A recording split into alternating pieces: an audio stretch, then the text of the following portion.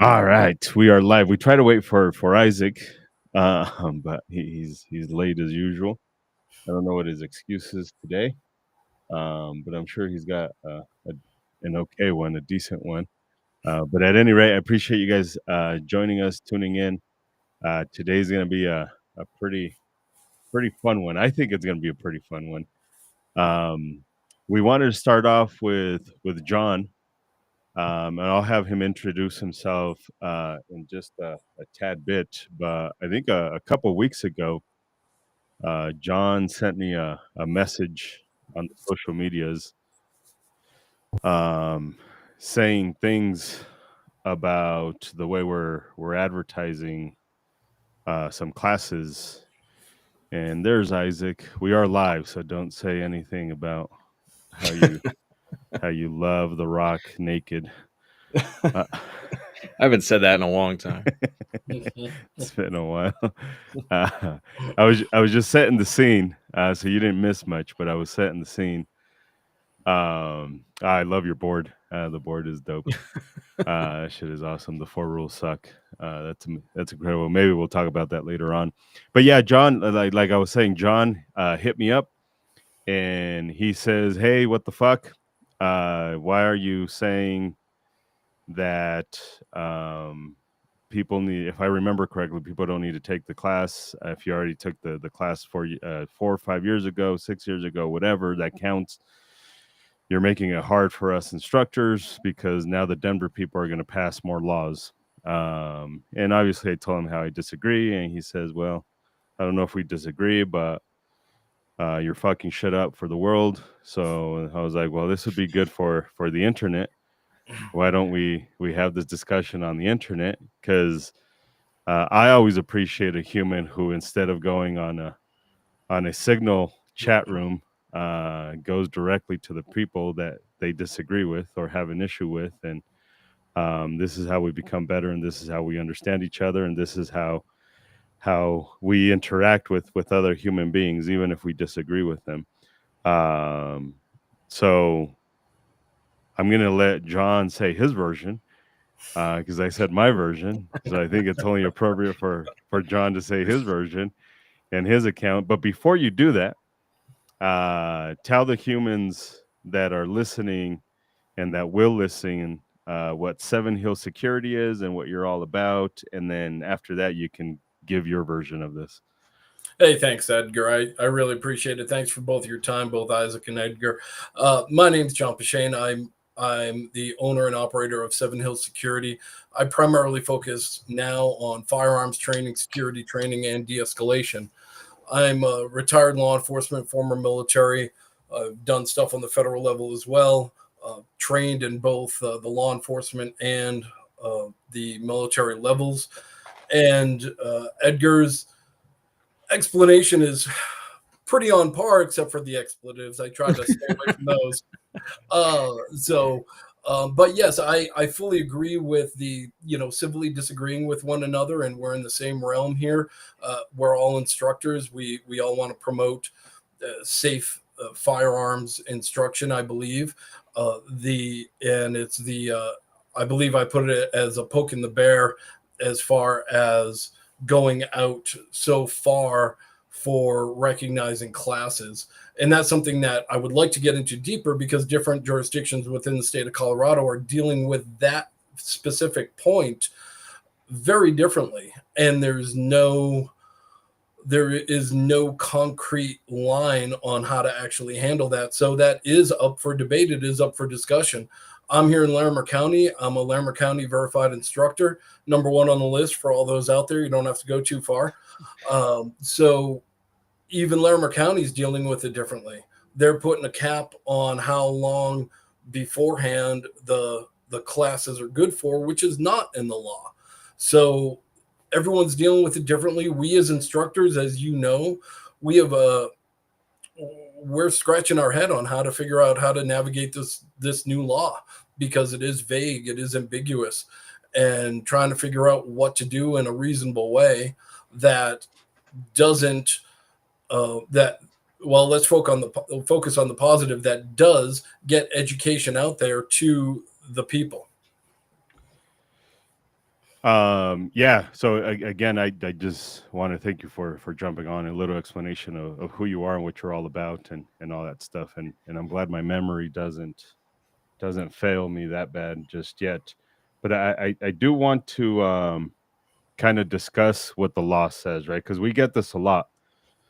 We get this with a lot of instructors are like, well, this jurisdiction is doing this and this jurisdiction. Like, for us, we don't give a shit. The law is the law. And if I have to follow the law, the sheriff has to follow the law. 1812-201 prohibits sheriffs from making their own laws. And the law is very clear. The law is actually not ambiguous. The law is actually super clear. It says very specifically the 8 hours of instructions in a course do not need to be consecutive. Hard stop. There is nothing that says or prohibits us. There's no time sensitivity. There's nothing that says the 8 hours must be done within 90 days, within 60 days, within 6 months, within a year. It is a hard stop. The 8 hours of instruction in a course do not need to be consecutive, and I think this is the difference, right? This is the difference between regular instructors, and I hate to categorize it like that. So, and I don't mean it in any type of way, but instructors who are just instructors, and Guns for Everyone National, who is an international organization. We operate not just here in the U.S., but we conduct classes in other countries as well. So I think that's the difference: is we are willing to go fight the bear. We won't just poke that motherfucker. We will wrestle with it. We will do the lambada with it. We will fight. We've sued your county, and we won. We were successful during COVID when they wanted to do silly stuff, and we got them to change their ways. Now, if we need to do it again, we'll definitely do it again. And we're not very liked because of this, because a lot of organizations that deal with in our space are friends with your sheriff. They're friends with your neighboring sheriff, Reams, and we'll call that Reams bullshit, and we'll call it, because we don't mind being friendly with these people, but we're also not going to tolerate the bullshit because it hurts the student at the end of the day. So So go for it. there's another issue which is coming up across the counties, which I think is relevant for you, John, because you're so close to Weld County, and this is, as far as I understand, this is happening. It might have changed in the last several weeks, but there are a handful of sheriffs that are requiring that the student must take the class from an instructor that is verified within the county that they're trying to get their permit in, which is not lawful and limits the student's selection of who they train with. Larimer County is not a small county, but the market share for Larimer County would be much bigger if it included the North Denver metro area. If you have sheriffs who are not following the law, they need to be stood up for against on all of these points, not just some of these points, because it affects the student, it affects the instructor, and it affects people's perception of what they can be doing or should be doing within their own counties. So Larimer County did put out an email and informational to all the verified instructors stating that the verified instructor certification would be allowed to cross those county lines, as you're talking about. What they suggested we do is we simply write on any certificate that we were Larimer County, that we are Larimer County verified instructors. So if it does go outside of Larimer County, they have a way to look it up expeditiously. Just check out the Larimer County site, find the person on that site. But I agree, there's a that's what happens with this new law. It appears is that everyone's interpreting it differently. Part of what I meant when I was talking about the law is ambiguous is not just this one section about the 8 hours. There's a lot more inside that law. As a retired law enforcement, that section about teach how to deal with law enforcement when you're armed, that can vary person by person. And I don't know your guys' background. I don't know if you've ever been in law enforcement, but if you've never been in law enforcement, now you're supposed to teach that. How do you do that? So that's very subjective. And I teach with a number of guys up here, up in northern Colorado, roughly 4 or 5 guys. None of them have been in law enforcement. They're all civilian-based law enforcement instructors, great instructors, absolutely. But they've never had that other side of the badge experience on how to deal with someone with a firearm. And now civilian instructors are supposed to somehow teach that. So it's not just this one section about the 8 hours. It has a lot. There are a lot of other things inside the law. And no, I'm not a politician. I'm not a lawyer, but trying to put this stuff onto civilian instructors who have no real world experience, education, or background is very tough on them. I want to add on to your point there, because that part of the law doesn't just say how to deal with law enforcement when you have a firearm. It says in emergency situations, which is even more ambiguous when it comes to like what kind of emergency are we talking about. And then on top of that, the requirement to teach what the law states around the carrying, possession, purchasing, storage of firearms. The law has gotten complex enough that I don't even feel like in good faith I can teach what the spirit of the law is asking me to do to somebody in an 8-hour class. I really think that it should be a lawyer that's covering this stuff in the if we're going to teach to what the law states here. The responsible way to do that would be to have a lawyer come in and cover all that stuff if we're trying to really meet the spirit of the law here.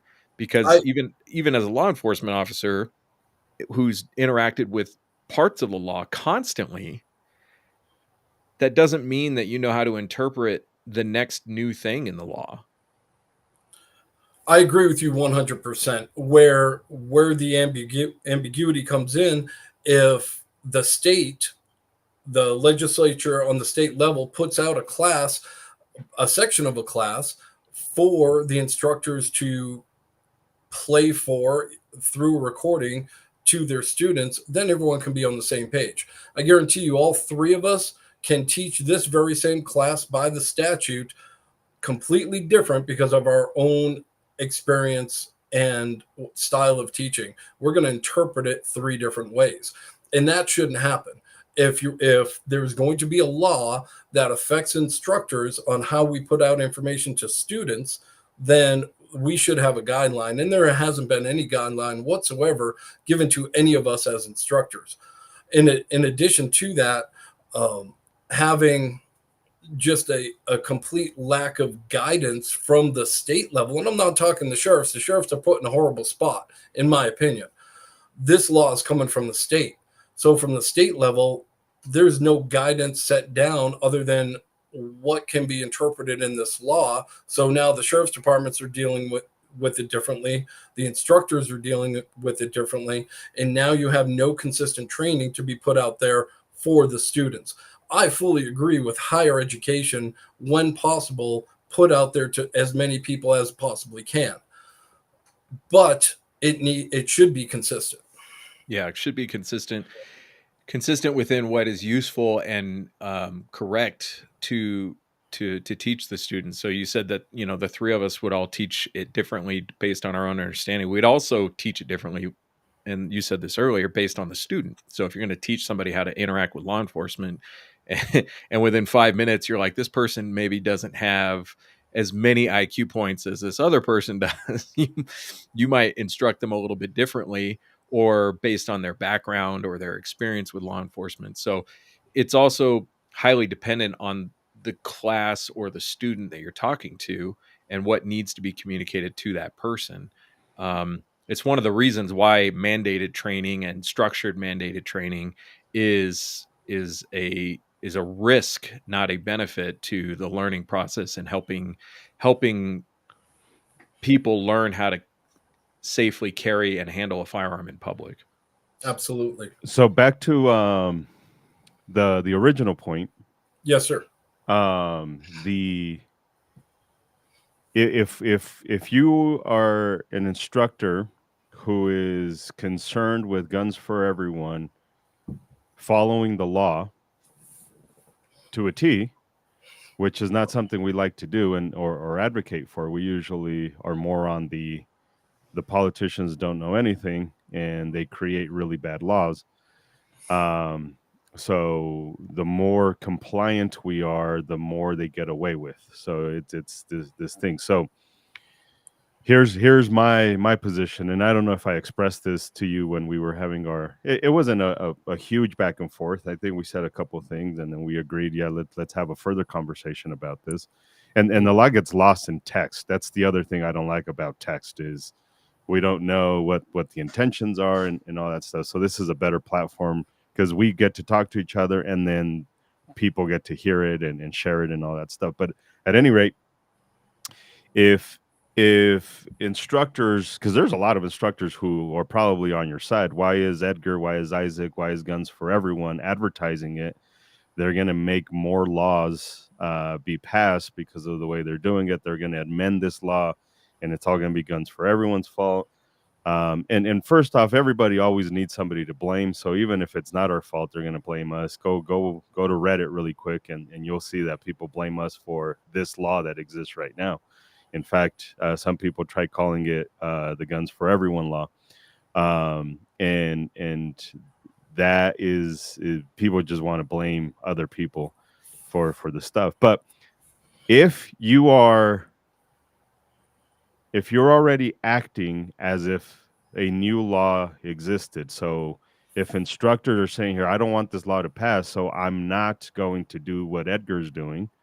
I'm just going to tell students to take an 8-hour course so that the law doesn't change. Then for me, it's just like the politicians kind of already won because they're already having you act ahead instead of in the current. So you're already in fear of new laws. So you're already acting as if a new law already passed. So like there's instructors who are already, nope, I'm just going to make students take a class all over again, which for me is one, not legal, but the other side of it is potentially disingenuous depending on the instructor, because now it's just like you see another way to make money instead of like Granny doesn't have an extra $300 and now you're forcing her to spend $300 because you don't want a law to pass in the future. It's like what is that movie, Future Crimes? I forget the name of that Minority movie. Report. Minority Report. So if we're already acting as if the law changed, then what's the problem with Guns for Everyone following the law and it potentially change? Go. So I'm not necessarily coming at this from a point of fear of another law. I'm really not. I'll give you a real life example here in Larimer County. Is Larimer County created a part of their, you can check on their website, and I'm hoping I get this right as far as the time frame for each, though a initial class is only good for 1 calendar year and a renewal class is only good for 6 months. So that's what Larimer County is saying. So example, if somebody who took your class 6 years ago gets your cert, then they bring it to Larimer County is going to kick it back. And then that causes that problem on the student end. So it can lead possibly to some frustration on the student end. Also, if you go to the Larimer County Sheriff's Office website, if that's what you're trying to find now, if they are discouraged because they're being told one thing from an instructor and something else from the sheriff's office themselves, again, those two entities aren't on the same page. So the person who's going to get the backlash from that is the student themselves, and then they're going to be discouraged from actually following the process. Whether you agree with the law, disagree with the law, agree with open carry or constitutional carry, that doesn't matter in this situation. It is simply how can we get the information out to the students in the correct way where the jurisdictions on which they live are going to accept the paperwork that we as instructors give to them and make it less complicated on them. So that's kind of where I'm coming from. Yeah. That's why I say I don't agree with having something be 5-10 years from yesterday, because here in Larimer County, they've even put a cap. Like I said, they put a cap of 1 year for new, I believe it is, and 6 months for renewals. So that's not a cap on when you could take the next class. So for the people listening that are in Colorado potentially, the state law says that once you complete the entire 8 hours, once you get the certificate, once that happens, you have 1 calendar year to go apply for a new applicant, for a new application, a new permit. And if you're a renewal, it is 6 months that your certificate is good for. That is not a cap on when you take the full 8 hours. It's from the day you receive your certificate, you have 1 year to go apply. That's what that cap is for. And But that's state law. That's not just Larimer County.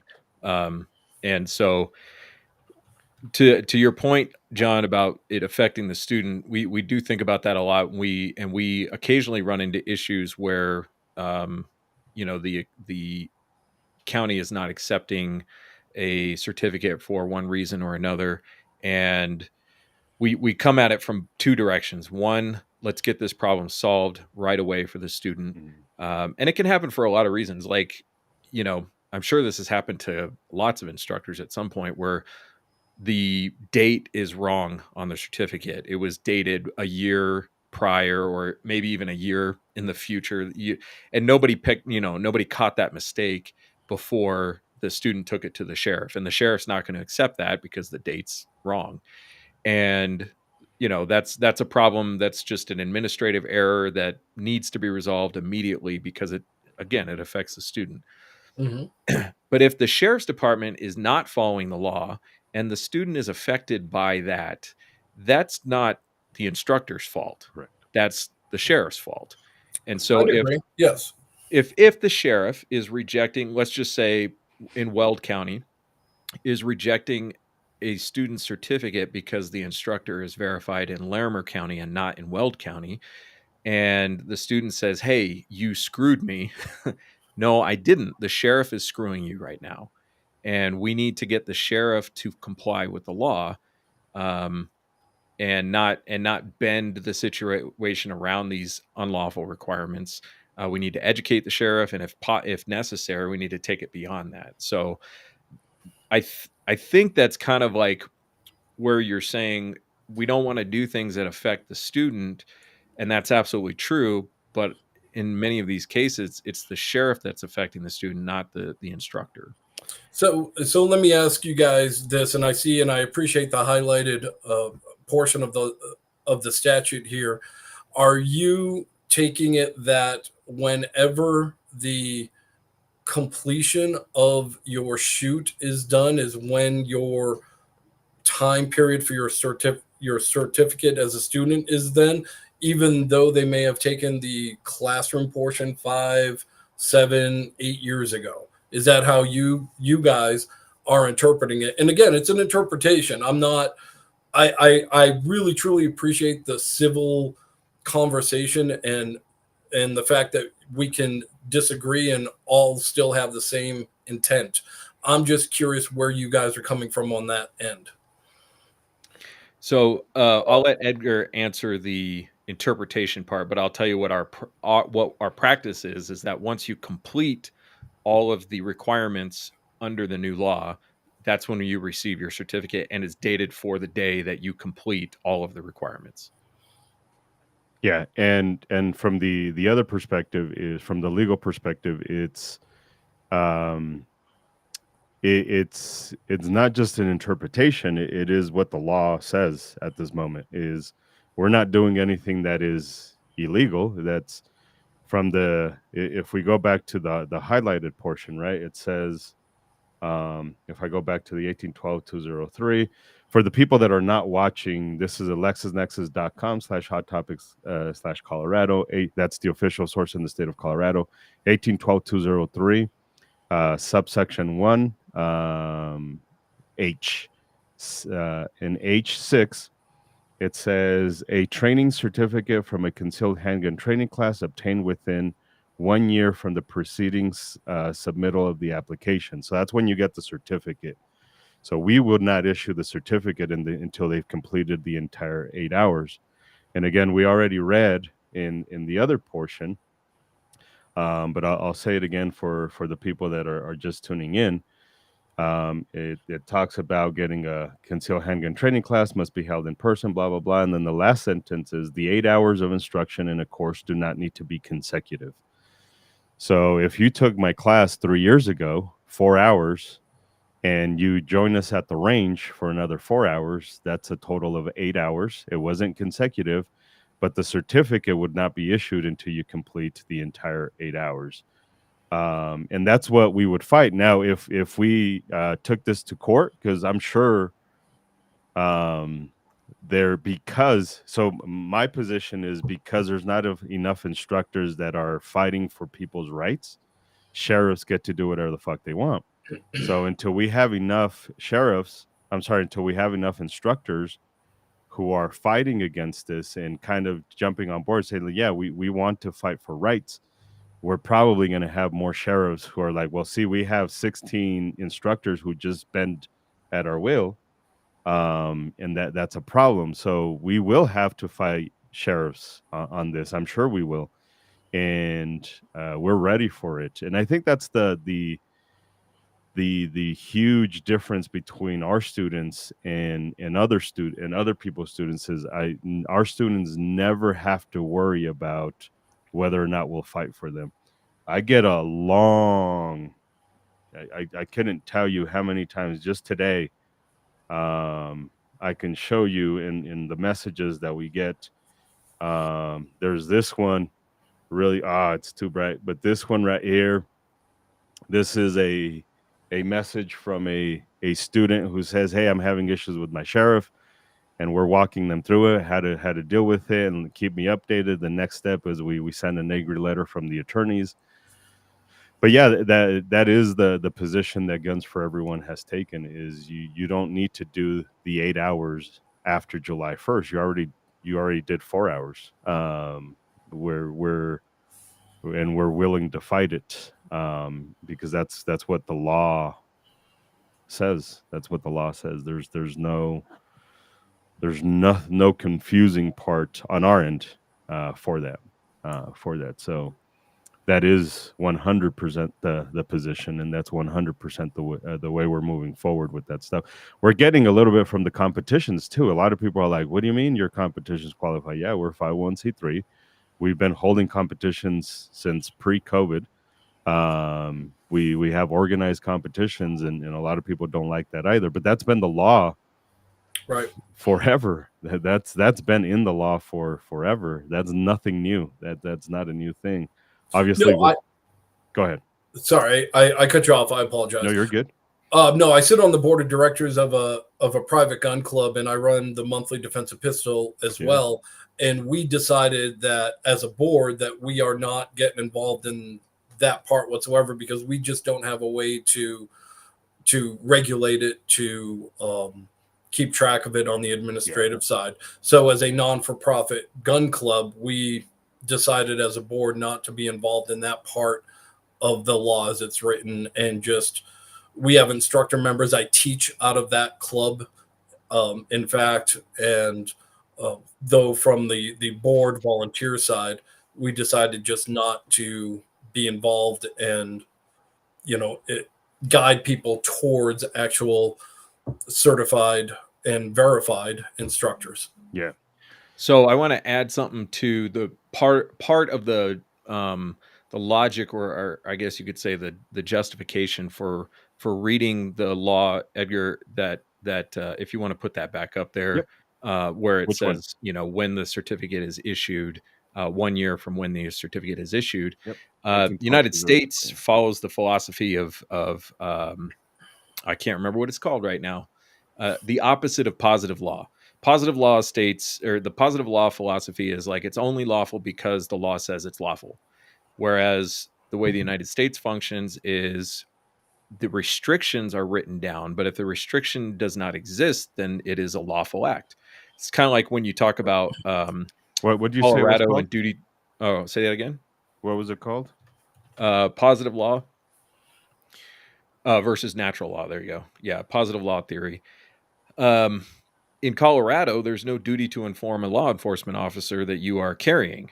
Why is that true? It's because it's not addressed in the law. It's not that there's a law that says you don't have to tell a cop if you're carrying. It's that the issue is not addressed in the law. And because it's not addressed, then there is no requirement to do it. So that's where that interpretation of that comes in, where we say we take what the law says and we don't add anything to it. We just take what it says black and white, and if it doesn't say differently, then there is no restriction beyond what it says there in the law. So I hope that makes sense. I did a really shitty job of explaining that. um I can see the points that you two are standing on in regard to this section about the 8 hours, and that's the 8 hours. And it does not, I will acquiesce that it does not state when that 8 hours has to start or end, though that end date needs to be within the year. mhm. I just think, and this is where the poking the bear part on my perspective comes in, is that if you guys are going to go back 3, 5, 10 years for your start date, that and I would love to watch the and hopefully it doesn't get there. I'm not hoping it does. Hopefully it doesn't get to a litigation of interpretation that, as you said, Isaac, there is nothing there in the law, and Edgar, you've said as well, when the start of that course actually is and what that means. I hope it never gets there. I just think that's where the poke in the bear on my part comes, that I believe that someone's going to look at this sooner or later, Yeah. and they're just going to bring that proverbial hammer down, Yeah. and hopefully you guys come out on the good end, not just for you though, for all instructors and the students, because that's why we do it. We're not doing it, yes, I so you guys work for a nonprofit, I work for a for-profit. Seven Hill Security is a for-profit. I don't teach nonprofit. I do my volunteer time for the defensive pistol shoot I run, but the Seven Hill Security side is for-profit. I don't want my students wasting money either. I don't want them coming in and spending money for me to pass on my knowledge and experience for them to get things kicked back. So that's just where I'm coming Yeah. from, and I really hope it works out for all of us, because if it works out for all of us in the positive, that means better for the students. That means better for the people that are coming to us for the information, the knowledge, the skills that they are looking for from all of us as instructors. Yeah, I hope it does happen. I 100% hope it happens because that's the only way we'll get clarity, right?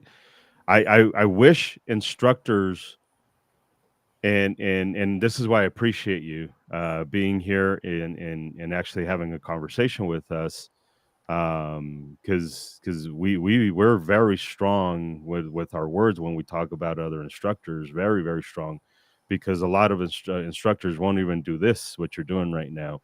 But also most instructors, instead of trying to understand why we're doing what we're doing, they will go off on a signal chat and they will talk shit on the signal chat, and then they will go tell their sheriff, "Hey, Edgar's doing this," instead of being on the side of freedom. Like, we should be on the side of freedom. We shouldn't be on the side of tyranny. In fact, a lot of us are instructors because not only is it self-defense, but also the batshit crazy side, right? The 1776 side of the guns.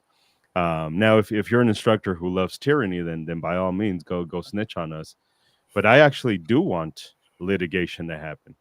I 100%. This happened to us when here in the state of Colorado, and the ATF was really hammering down on privately made firearms. The ATF got a hold of our organization and said, "Hey, we heard you that you guys are hosting events and competitions where people who make guns privately, quote unquote ghost guns, 3D print their own guns, they get to compete with them. We want to talk to you guys about this." And we openly said, "Hey, ATF is welcome. to come in, and people are like, "What do you mean the ATF is welcome?" Yep, because either you're going to arrest me, and we're gonna figure that shit out in court, or you're gonna not do anything, and then we can tell the whole world, "Hey, look, the ATF was here, and they didn't do shit because they have nothing on us," and that's what we want. We want sheriffs to understand they have nothing on us. We are very open about this, and we're very confident to an almost arrogant. Almost. Almost. Almost. I didn't like the fucking unison there. You See, you're getting it from both sides now. yeah, to an almost arrogant level of, or an arrogant level of, we're so confident in our understanding of the law because we've been here. We are like 17-0 with against sheriffs, and most of them are small, tiny fights. Hey, sheriff, you're doing this wrong, and not a single time have we lost against the sheriffs. Not once. Not a single time. And go ahead. I was going to say the other part of poking the bear, because there's really two avenues for poking the bear. One is arguing with the sheriffs and then ending up in a lawsuit, which I don't see any way you would lose this argument from our side in a lawsuit. The other side is the legislative side, where the legislature says, let's close up that hole now that it's been identified and change the law. And we don't really have a lot of sway in that because we're just one small organization. But the problem with gun laws in this state is that gun owners are not paying attention and are not engaged. Mhm. And we have almost 2 million gun owners in this state. And I'm sure you know, because I mean, I didn't see you, but I'm sure that you've shown up to testify at the Capitol against some of these laws. I haven't been to all of them. I don't think anybody's been to all of them. But when you show up, you're looking around and you're like, this is it? This is all we could get to show up today? We have 2 million gun owners in this state. We can't get 400 people to show up to testify in the legislative committee. So part of the poking the bear is to get gun owners to pay attention that they have a responsibility to stand up for their rights. And if you rely on other people to do that for you, you're going to end up where we are now, where we're this close to an assault weapons ban. We do have a licensing scheme in place now for assault weapons, and we have these new restrictions and requirements. And there's elements, we all appreciate that people are getting out and training, but there's elements of the class that we don't think are responsible to teach that are required now that we have to teach. And so we're not afraid of poking the bear, but if gun owners are going to sit on the sidelines and complain rather than get engaged, then poking the bear is probably going to end up costing us more rights.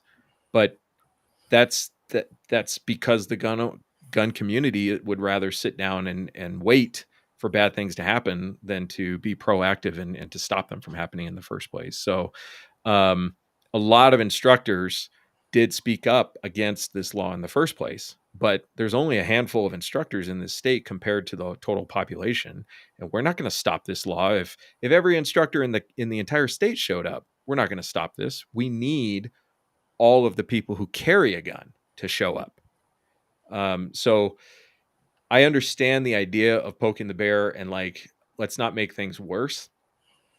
But I don't think that this is the thing that makes it worse. I think the thing that makes it worse is that gun owners don't do anything to stop it. Yeah, to kind of piggyback on that, it's people on, from our perspective, anyways, and I think Isaac and I are on the same page with this. It's when instructors are defending sheriffs for whatever reason, that is what's ultimately going to lead to a demise.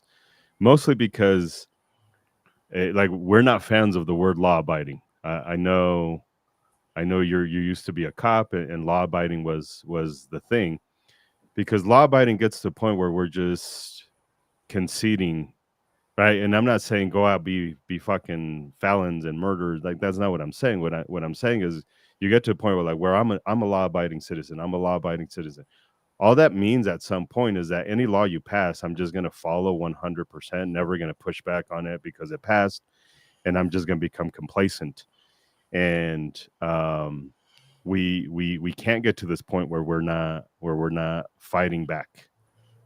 We can't get to the point where we're not poking the bear, because we have to poke the bear. I want to poke the bear, because that's the only way we know where we stand with the bear. That's the only way. And this is I appreciate Pinkas being on to encourage us, the the bear poking. Mhm. If you guys don't know who Rob Pinkas is, go Google. So I don't disagree with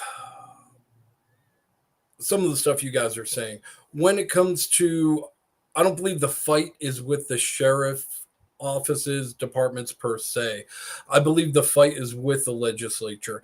We've done a good job during this discussion not getting political. This would be the one political thing. And when I teach classes, politics are not allowed, period. I say it at the beginning of every class I teach. I'm not there for politics. I'm there for firearms instruction, period. And I take that very seriously, because you lose half your class one way or the other if you go down that rabbit trail. Though when it comes to the political side, until that math in the state of Colorado changes, these laws aren't going to change. And I agree with you absolutely 100%. Get involved, be out there, and speak your mind, testify.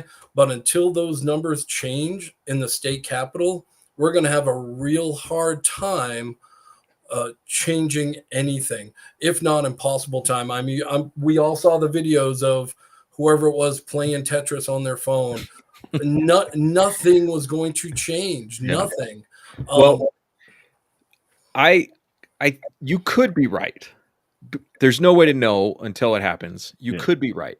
Right. But just as you guys could be as well. But I need a fact check on this. Maybe Edgar can fact check me real time while we're doing this. But in 2013, I believe Colorado had a Democratic governor, Democratic House, and a Democratic Senate.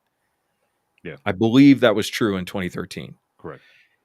The 2013 legislature passed and the governor signed the magazine restriction law. And a very small group of gun owners who had no affiliation with any large group, they just on their own organized a recall effort against 3 legislators and successfully recalled 2 legislators. And what happened? For 7 years, there was no significant threat, legally speaking, to our gun rights in this state. So I don't think the math has to be on our side. I think active people need to be on our side. And what changed in 2021, we had a mass shooting at the grocery store in Boulder, and the legislature was ready and waiting for this moment of opportunity, and also got zero resistance from the gun community. I'm not talking about RMGO. I'm sure they sent out 100 emails a day about it, but the actual gun community, the gun owning community, didn't even know that they repealed repealed the what's the word I'm looking for, Edgar? Recalled? No. In 2021, I can't believe I'm blanking on this. They changed the law so that individual cities, towns, and counties. Preemption. There we go. Preemption. They repealed preemption for concealed carry in the state of Colorado, and I asked students for years about this, and nobody even knew that it happened. Yeah. So we might need the numbers to change the direction in the House and Senate and in the governor's seat, maybe, but we are not going to make anything happen if we stay on the sidelines. I agree with that part. If we just stay and do nothing, and that's why I give instructors who are out there putting out good information and doing it respectfully and the way it should be done, and not just teaching a bunch of garbage. That's where the change can start to come from, is good instructors putting out good information, getting a better educated public. And in that, it will help build that coalition to help with it, what it might not be a numbers change, as you know, there's no way to tell, Isaac. I agree with you there, but get better educated people out there. And there's a woman here in Colorado. I've spoken with her a few times. I believe her company name is Lipstick Tactical. She's trying to create a firearms instructor, basically board or union, and I don't know where she is with that. Though there are people. She gave up on that. I, yeah, you think herding cats is hard? Yeah, it is. It is, because everyone. The problem is, as we all know. I mean, look at what happened with this last thing with all the with all the testimony, is all the infighting. That stuff needs to stop. Mm-hmm. That stuff needs to end. We can disagree. You guys don't agree with some of the stuff I've said, and I don't agree with some of the stuff you've said. Doesn't mean that we can't be civil about it. Doesn't mean that we have to, call each other names and go down that path, because it just makes us all look bad. That's kind of my intention. What I wrote to Edgar when we were messaging back and forth is simply, let's just stop the infighting. I mean, that stuff is silly. It just really is. And it makes us look bad. It makes the instructors look bad. It makes the firearms industry look bad. And the people who don't like firearms, it gives them the ammunition to say, look, these guys can't even get along. So why should we trust them with firearms? Yeah. I do want to go back just a tad bit and talk about why we're fighting the sheriffs and why it's important to fight the sheriffs. Because the legislature passed a law, and we had our opportunity at the committee hearings and all that stuff to talk about or fight it and fight them and send the emails. We had our time with them. Now, when you go to the state law, it says each sheriff shall verify instructors and county who satisfies the requirement of verification. To become a verified instructor, an applicant must hold a valid permit, be certified as a firearms instructor by one of the following entities that has instructors certified by a nationally recognized organization, Guns for Everyone National, that customarily offers training, Guns for Everyone National. And then 3, an instructor verification issued pursuant is valid for 10 years. So that's it. That's all that we're required to have. And then look at what Larimer County is asking for. It's asking for a course copy of your course curriculum, instructor certification of compliance with statutory instruction requirements, copy of your firearms instructor training certificate. That one's valid because that's what they asked for. It's asking for your driver's license. It's asking for payment, fuckers. So of the stuff that's here, the only ones they should be asking for is your concealed handgun permit, and then your certification from an organization like Guns for Everyone National, and payment, I guess. Everything else is not required there. Who's requiring that? The sheriff is. That is illegal for the sheriff to require. That's why the fight is now with the sheriff, because they're adding on top of what they already is outlined in the law. Yeah. So I had this fight with Pueblo County, and I submitted my application without the course curriculum, and they called me and they're like, where is this? This is required. And I said, no, it's not. Tell me in the law where it's required. And then they came back a couple days later and they're like, yep, you're right. It's not required, approved. And they changed their website to say they want you to submit it, but it is not required. And that's the kind of conversation that we're really looking for from every sheriff's department. But unfortunately, it's not usually the way it goes. Right. But what's to stop the sheriff from just saying, I don't like your course curriculum. Boom, you're not verified. Now you can't do what you plan to do. You can't teach in this county because I don't agree with your course curriculum. No, I see that perspective, and I can't speak for the sheriff's office, and I won't. Though that may be on their end, and you may want to. I know you had the Weld County Sheriff. You had a discussion with him a little while ago. I would encourage you guys to have discussions with all of them to see where the different points of views are. I'd be very surprised if they wouldn't come on and talk with you, regardless of the 64 counties that we have here in Colorado. That may be just simply, hey, what are you teaching? Where, what I did for that is I copied and pasted. I'm an NRA instructor. I copied and pasted the NRA outline, said, here you go. This is what I teach. add the new law stuff in there on top of the NRA stuff. That's it. And they approved it. So, is it in the law as it's written? No, it's not. Could it be a checks and balance? And is that possibly why they're doing it? Possibly. But again, I'm not going to try to speak for a sheriff's office or department. And we shouldn't try. But the point is that it's a requirement beyond what the law states, and they don't have the authority to do that. If they all put on their preferred, we would like you to do this. I bet you most instructors would do it. I wouldn't do it, but I bet you most would. And they'd be accomplishing really the same thing. They're staking, or they're claiming an authority that doesn't belong to them when it comes to requesting that or demanding that stuff.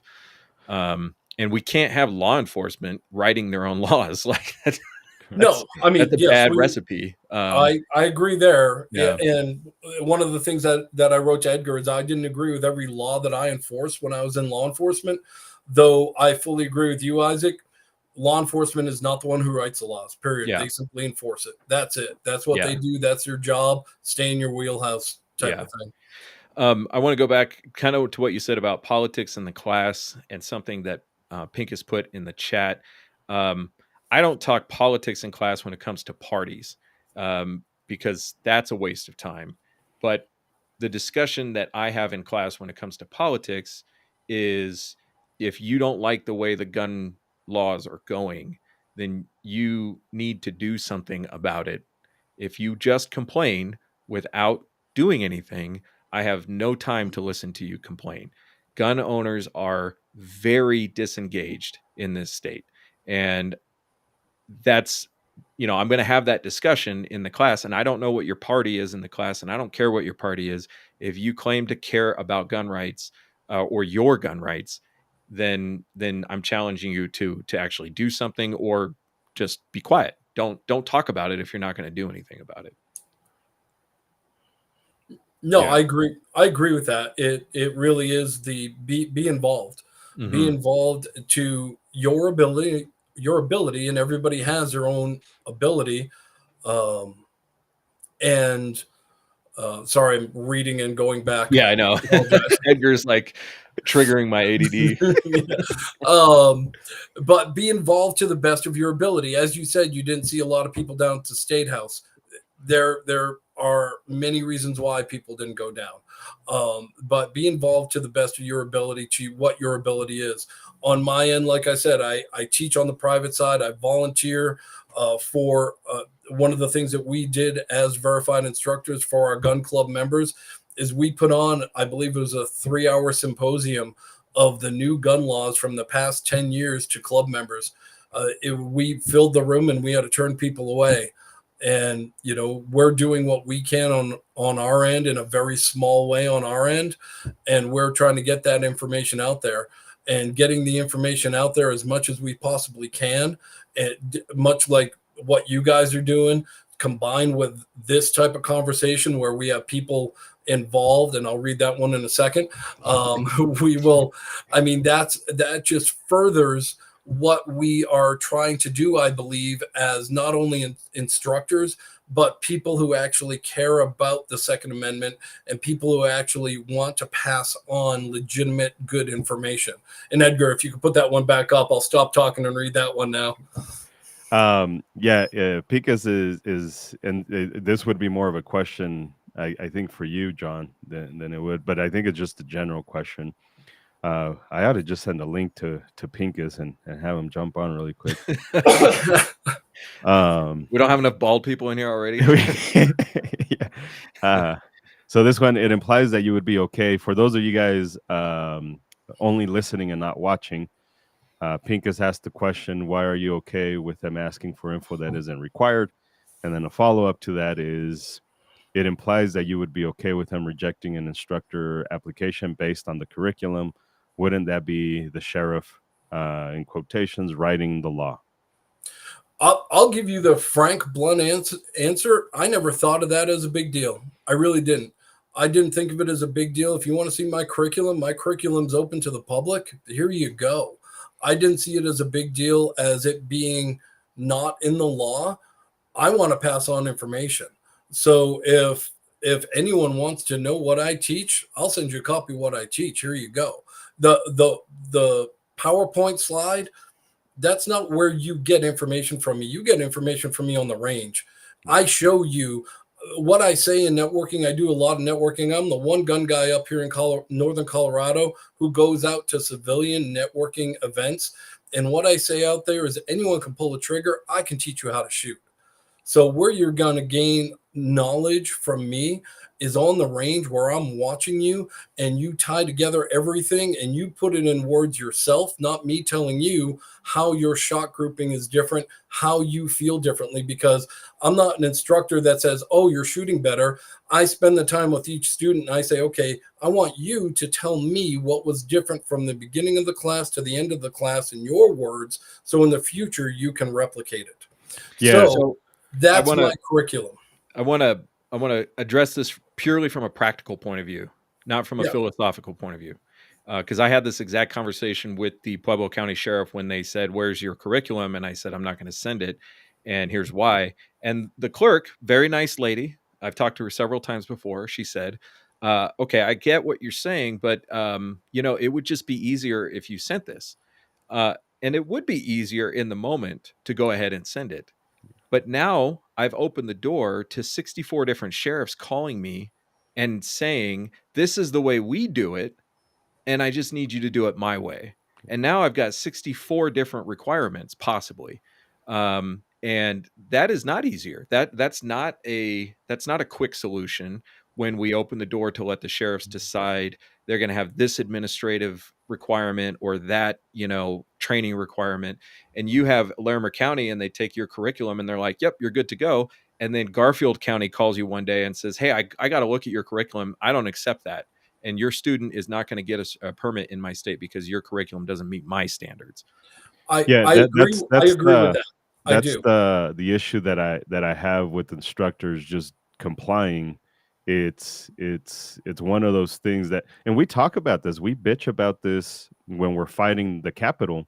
When we're at the Capitol fighting, we say every single time we say, oh, it's death by a thousand paper cuts. They're doing it very slowly. So when instructors simply comply, that is exactly what they're doing. They're helping the legislation. The legislators at the Capitol kill the 2A little by little by complying for every little thing. I get what you're talking about. Like, I understand in the moment you're like, oh, it's not that big of a deal. It's not even publicized. It's just for them to look at it internally, but it's not a requirement. And I will push back as much as possible. Yeah, we get emails all the time, not so much anymore, but definitely at the beginning, when we went from not being a well-known organization to very quickly 40,000 students, 50,000, we're over 100,000 students now. And sheriffs would call up and be like, hey, I think you should add this to your certificate. You should do this to your certificate. It'd be better for us if you do this for your certificate. I was like, I'm not going to do that until you tell me where in the law it says that. I'm not going to do that. I can't do that. So it's sometimes being the nice guy in the room is what kills the Second Amendment. I absolutely see both your points, and I would 100% agree for a verified instructor to have to comply to 64 different jurisdictions within the state is not something that is realistic. With that, I think that's why the reciprocity from county to county with the email that I mentioned earlier in this conversation, where Larimer County put out to the verified instructors, right on your cert, Larimer verified instructor. So let me just add to that. El Paso County wanted us to include the verified instructor number. So now you have two different requirements on these two Front Range counties. So which one are you going to do? Now, if El Paso County requires it to have the instructor number, you did what Larimer County said, and then somebody moves, in that 1 year between the time they got their certificate and the time they apply, moves down to El Paso County. That certificate should be valid, but El Paso County is not going to accept it. And now that affects the student because now they got to go track you down and tell you, hey, El Paso County is not accepting this. See, and that would have been my second point of what I was saying in regard to when legislation is put out where it's not spelled out, now you come up with these different situations and different scenarios, 64 different counties doing things 64 different ways. We need, as instructors, the guideline, period. The guideline.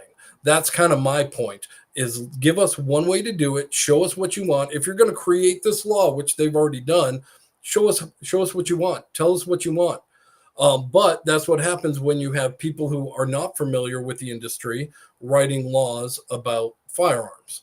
I'll take this one step further. As I mentioned earlier, I train security. I'm a Denver Guard Card instructor. The Denver Guard Card 8-hour class instruction is different criteria than the 8-hour class that we have. And I messed that up during a Facebook post once because the Denver Guard Card is 5 hours classroom, 3 hours on the range. And I incorporated that into what we're talking about, the civilian side. And it was 100% my mistake because I have so many laws of the 13 different jurisdictions running through my head that all have 13 different rules for security licensing on top of this now new law. So get us on the same page, people, please. Well, yeah, I mean, Colorado, figure that out. I think you identified the point, which is that the laws are being written by retards who don't understand the context or the information. They're just writing a law, and they have no possible way that they could think through this stuff. But the law is written the way the law is written, and that is our guideline. We don't need a guideline from the sheriff. We have the guideline. The guideline sucks. Correct. But we're not going to do anything more for the guideline. This would make it easier. No, that's their job. That's the legislature's job, is to write laws that can be complied with and make sense, or not write laws at all, just quit their jobs and stop being legislators, which is what I would prefer.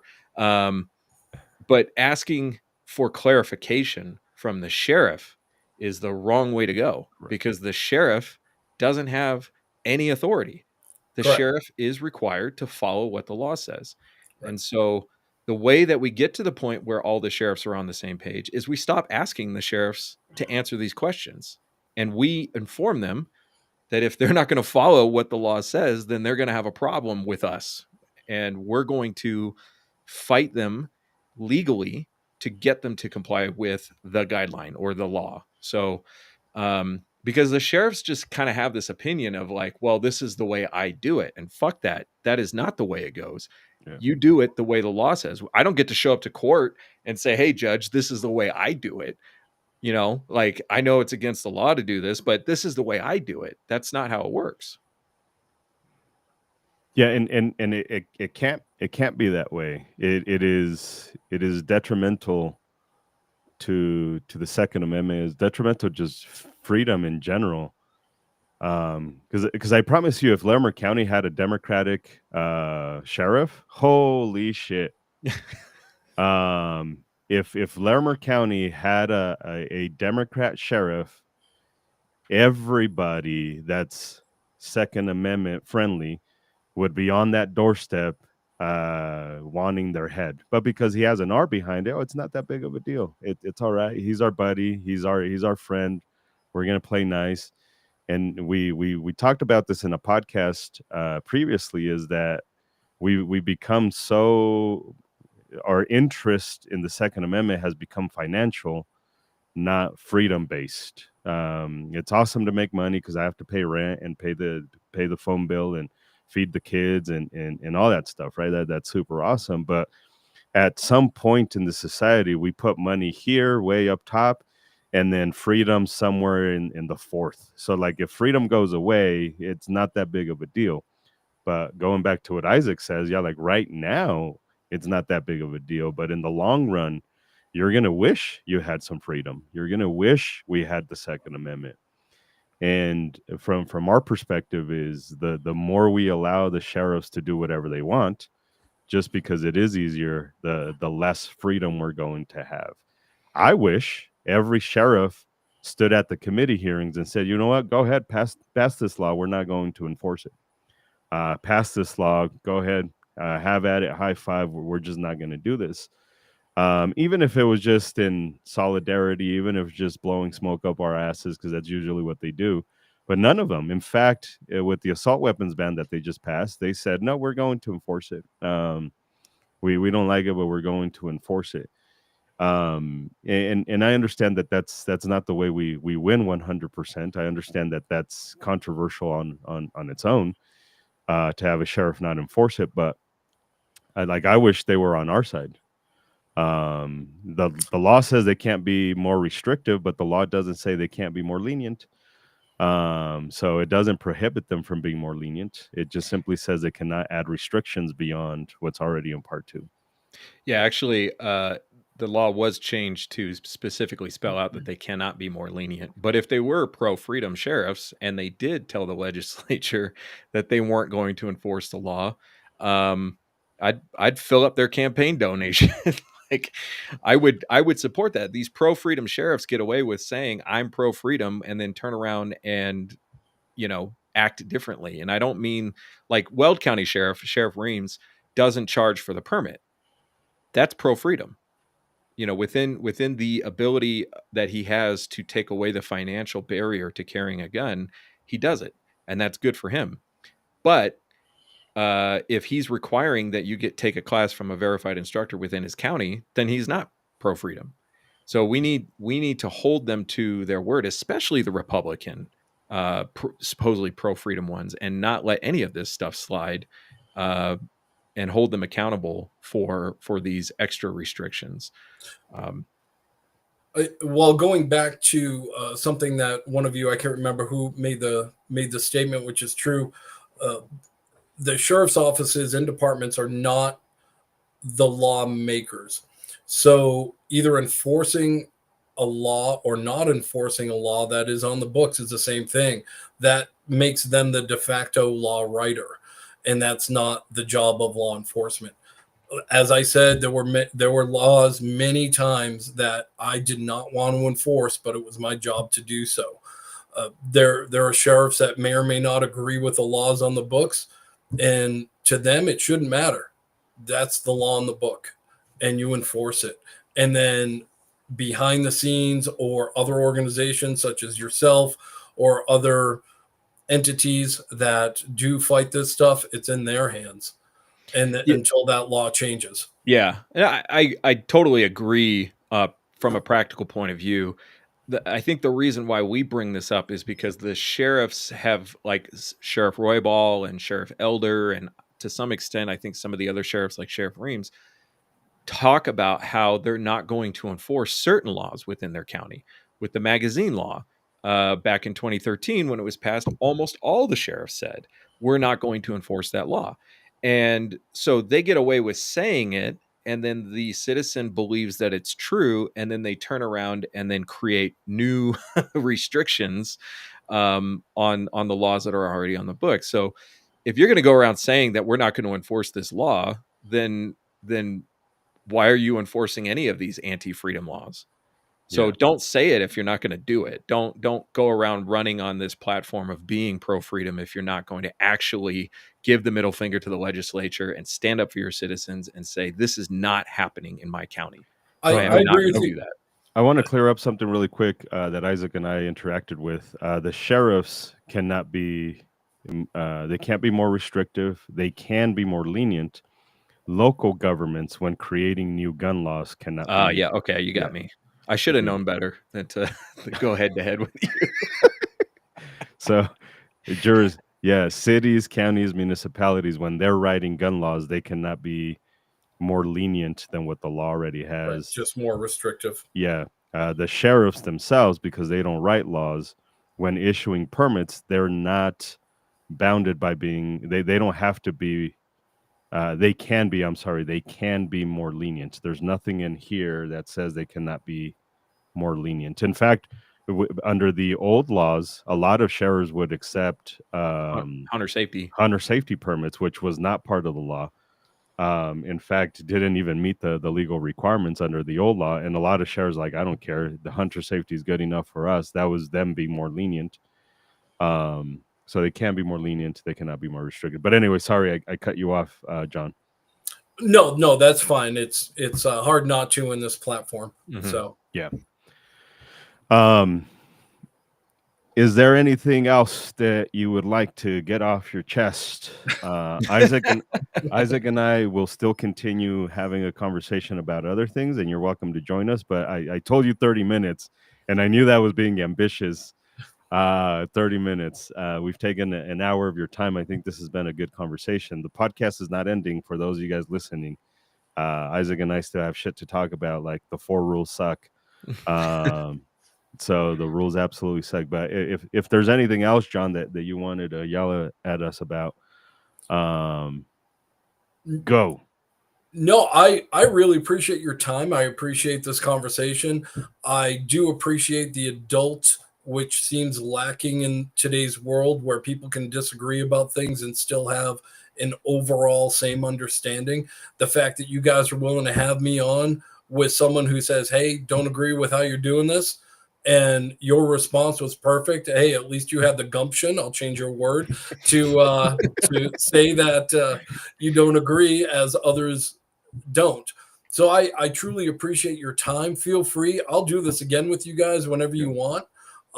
I think that constructive conversation can only promote better Yeah. understanding and a better firearms community here in Colorado or wherever people may be listening to this from. Yeah, that's this thing called respectful irreverence.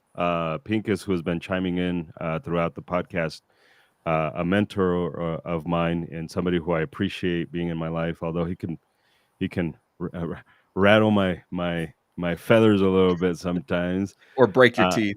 Break my teeth. He did break one of my teeth, like literally. His fucking. I kept it. He's like, "Oh, you fix it." I was like, "Nah, that shit's fucking there forever to remind you that you broke my tooth." We were teaching in Mexico, and that's where he broke it in my own fucking country. He's like, "Fuck you, Mexican," and he fucking broke my tooth. But this idea of respectful irreverence is this: I don't have to agree with you to respect where you're at in the platform or respect. What we want to do at the end of the day, whether we agree or don't, is understand where we're coming from. Is if I understand where you're coming from, that gets us a step closer to really having true dialogue and change and challenge my information, challenge your information. We do this with students too. At the end of every class, we have a debrief, and the students have to provide feedback with the class right then and there. So let's talk about our differences. Let's talk about um, what you liked, what you didn't like, and let's hold each other accountable at the end of the day. Let's hold each other accountable. And I always appreciate, and I meant to, at least you had the balls to reach out to me directly instead of going on that signal chat and saying it, behind our back, because that's not constructive in any way, shape, or form. And this proves to the humans that humans can disagree and still like each other and still work with each other and still have a level of respect for each other. So that's why this is always important for sure. Yeah, and I want to echo that everything he said, and also not only thank you for your time, but thank you for staying longer. If we had Yeah, stopped at 30 minutes, we would have been right in the middle of the conversation. And I really appreciate you coming on, and I'm looking forward to more stuff in the future. You're going to hear from us soon about something else that we're hoping to get some instructors on the Front Range on board with, and it has nothing to do with any of this and shouldn't be controversial in any way. But we're looking to organize some instructors to start exploring better mental health training in the classroom. So you'll hear from us soon about that. yeah. Well, it's yeah, that's funny. I'm going to be starting up something with a neurodivergent therapist in Boulder. We have our second meeting tomorrow, so we definitely need to talk offline about that stuff. Awesome. I look forward to future communications with you guys. Let's do this again. I think it's been fantastic. And Rob Pincus, thank you for your repeated input as we've gone through this. Yeah, I appreciate it. Remember, the podcast is not done. I'm gonna very awkwardly kick him out of the show. Have a good Thank one, you, man. John. I Have a good appreciate you one, being dude. here. Thank you, gentlemen. Have a great night. Thanks, All right. that was good. That was good stuff. All right, he's gone. We could talk shit now. uh, So, yeah, that was good. That was good. Obviously, we got to a point where we probably still don't agree 100%, but it's always good to have the conversation. And we invite any other instructor who is kind of in that position to talk about it. I do want to talk about your board. I know we've talked about it before, but Yeah. it's there. Yeah, actually, I wanna kinda share a video Oh, okay. that, um, I don't know how it if it directly relates to what's on the board, but because I don't know, like, how to relate the specific rules to the sequence of events that happen in this video. But it is a firearm safety video, and it is a an accident with a firearm, and it's not graphic in any way, but it demonstrates what we mean when we say keep in mind that you're in control of a firearm and that it could hurt you or kill you or someone else if used negligently or maliciously. So I think I'm sharing my screen. Am I sharing my screen? Yep. Okay. Am I on the DB? I'm on the So TV. we have this woman shooting a large revolver, probably a larger caliber, probably 38, 357 at least. And she I like how is you call the 38 a larger caliber. well, I mean, not a 22, Yeah, you okay. know. Uh, so um, let's just watch what happens here. Bang. It's beautiful, really, in its simplicity. Uh, so She just wanted to make sure it worked. yeah. Um, so I don't it's not high enough resolution for me to know this for sure, but I suspect that she thought she was pulling the trigger and nothing was happening on the gun. And she was trying to figure out what was wrong by turning the gun into a position where she could see the trigger Yeah, and then function check the firearm by fully pressing the trigger it and then works. returning back to her, okay, now we're ready to shoot. It works. Well, this happened.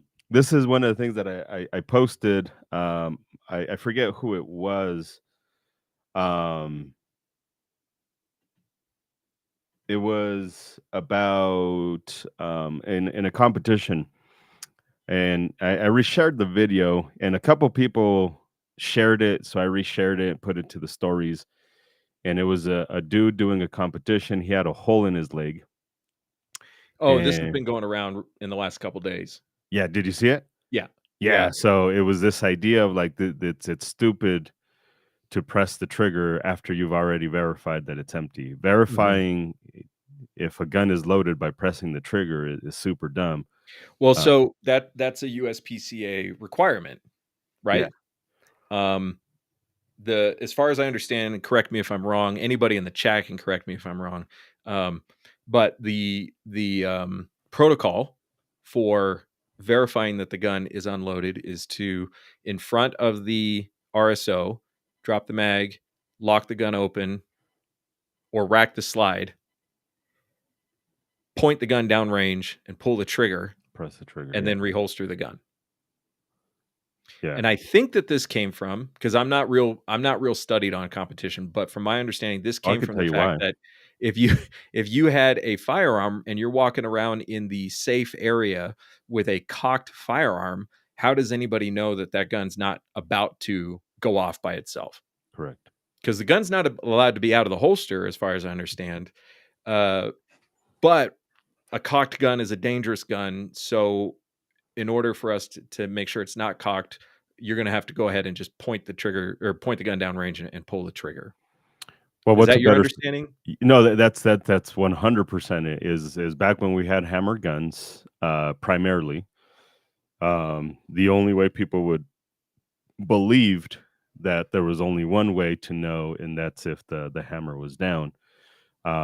They disregarded that double action is a thing. Um, and but for you, how else could we know?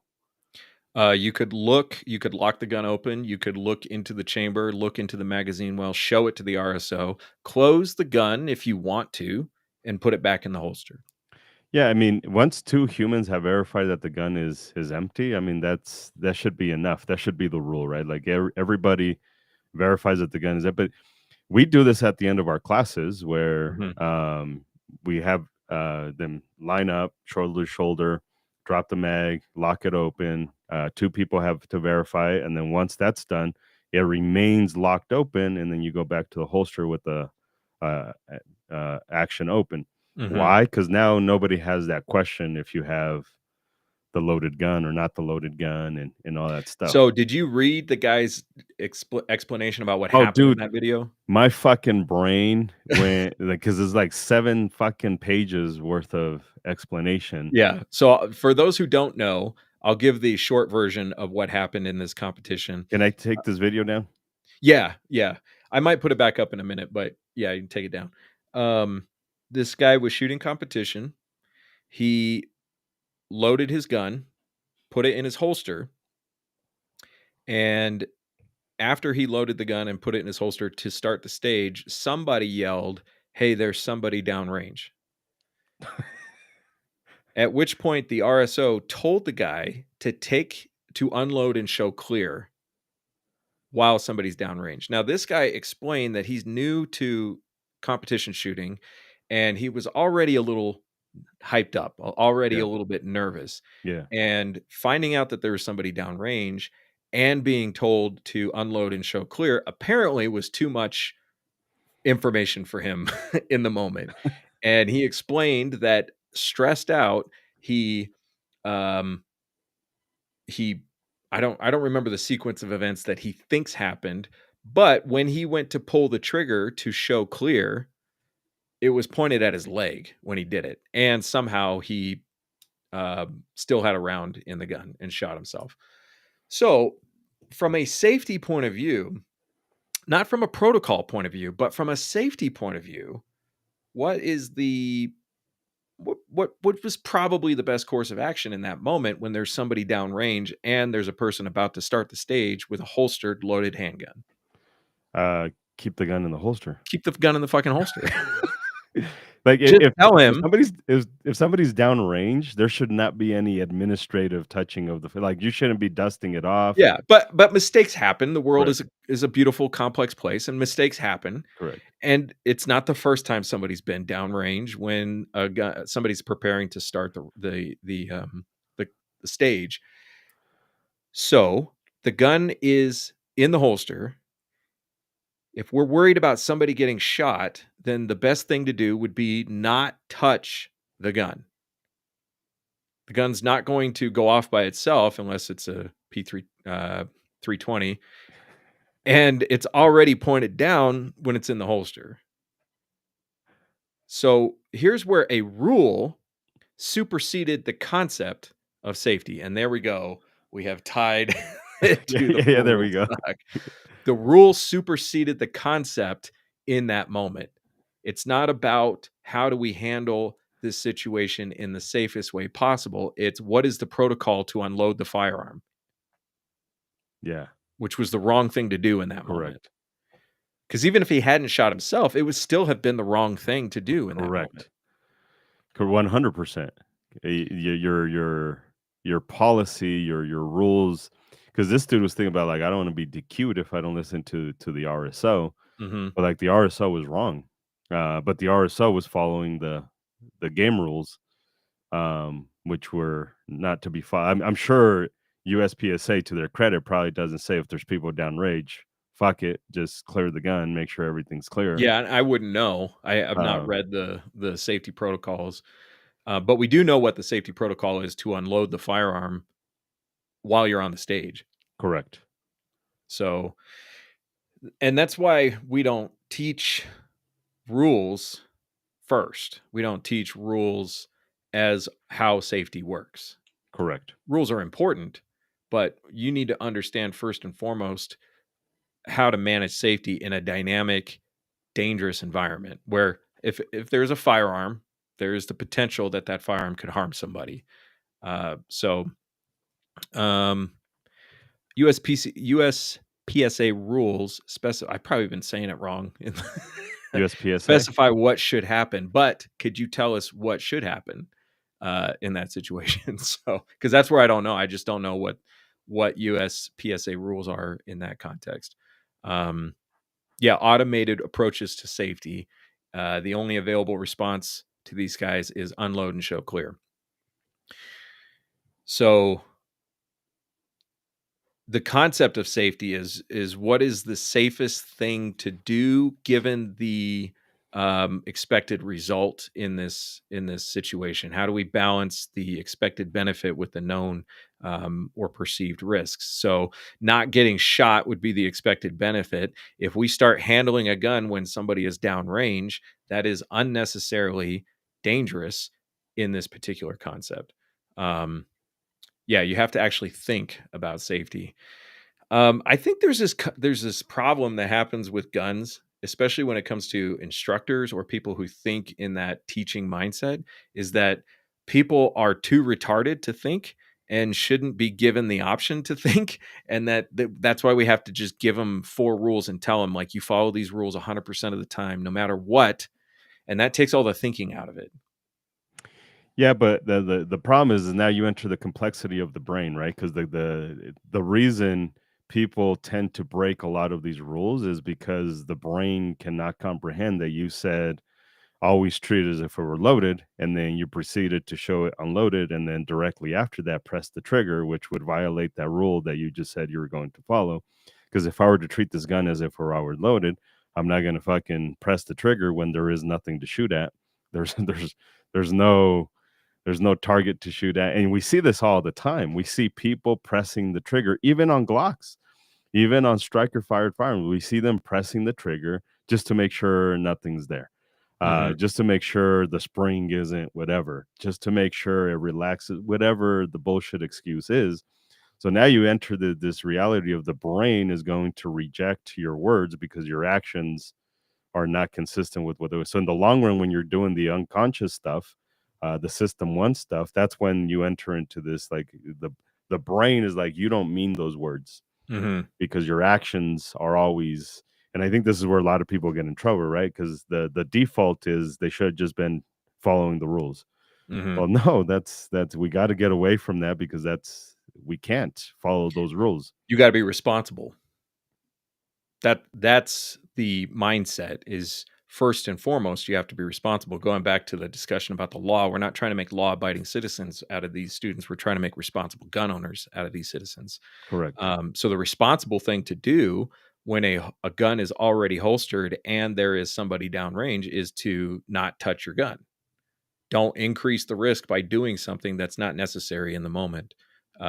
So Joseph says the rules say anyone yell stop, shooter doesn't move. That makes sense to me. Um, so this sounds like the breakdown started with the RSO going to the wrong safety protocol because they I guess they figured an unloaded gun makes it safer now for that person to be downrange. Um, Yeah. yeah. Yeah, it's this weird mentality, and people follow that stuff almost like a cult. I don't know if you've had this in class when you talk about this subject, and people are like, well, I've had the rules, just the rules that we follow, and the ones that we teach. And then people are like, you're missing stuff on there, and then that gives the opportunity to talk about why, like, we're not missing anything, and in fact these are complete and why they're Mhm. complete. And then some people are like, well, but that's not what fucking, Yeah. and they enter this, So the well. one I get most often is when they say it's not complete is always treat every gun as if it's loaded. So it's not missing because you have rule number 3, the big picture rule, always, or not always, keep in mind that you're in control of a firearm and that it could hurt or kill someone if used negligently or maliciously. So it's covered there. Correct. But also, let's just take a second to talk about how always treat every firearm as if it's loaded doesn't make any sense. Yeah. Give me one example. Okay, say that again. I was i Oh was yeah, yeah. I was getting Always sorry. always treat every firearm as if it's loaded. Okay. How What? how does that? Like, give me a circumstance where that absolutely makes 0 sense.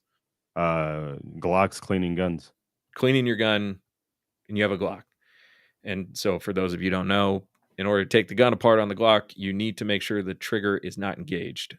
And so you're going to make sure it's unloaded, which means you're going to rack the slide, which will engage the trigger. So the only way to disassemble the gun at that point is to press the trigger before you start the takedown sequence on the gun. So if you were treating it as if it were loaded, you're not going to pull the trigger on the gun in your basement, your living room, your bedroom, wherever you're cleaning that firearm. Yeah. So some people have said, well, what if you just changed it to always know the condition of your firearm?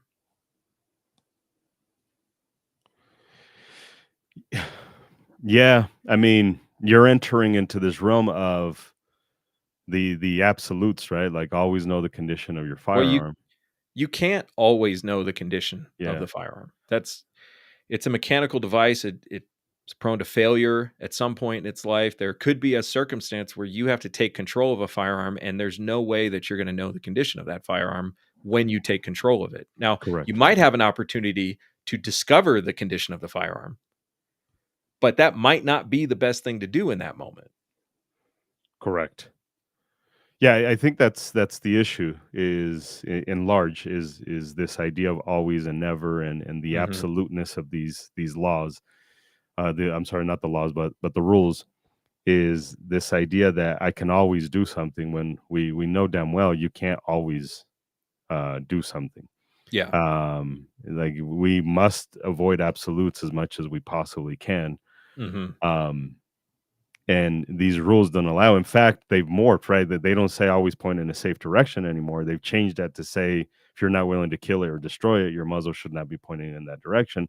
And that has its flaws because I mean we see mass shootings and people defending humans out in public, and that is incredibly dangerous. But that's going back to the concept of safety. Is it's worth it at that point. Mhm. It is worth it to be riskier than usual. Yeah. Well, there's plenty of things in my office where I do most of my, gun handling at home in this room. And there's plenty of things in here that individually by themselves, it would be okay if I broke it. But there's nothing in here that would be okay if I shot it. If I destroyed it with a bullet, because there's nothing in here that's going to stop that round at that one thing. So, oh yeah, I pointed at my desk because it's okay if I put a hole in my desk. Yeah. Correct. But what happens past the desk? So this idea of like, well, there's things in here, it's okay. I mean, it wouldn't be the greatest thing in the world, but it's okay. And it's like, no, not really. If you're in a residential home, no, it's not okay for a bullet to go in any direction, Explain that really, to unless you. it's going at a bad guy. Explain that to your wife, explain that to your Yeah. husband, explain that to your kids. Like, "No, this Yeah. is okay. I was okay with shooting the wall." Like, it I was Well, so let me yeah, just tell my one of my ND stories. Uh, I've had a couple of NDs that were really kind of just happened on the range, and the bullet went in the general direction it should have, but it was not. The gun wasn't supposed to go off in that moment. But the one real ND that I've ever had in my life where it was like a holy shit moment was I had a gun malfunction and I racked the slide and the sear did not engage the firing pin or striker, and the gun went off, and it was a 22 and it hit the extra magazine and didn't do damage to anything else in the house. It was a miracle. And I'll take that L any day. yeah. over anything else that could have happened in that moment. So So Rob is working very hard.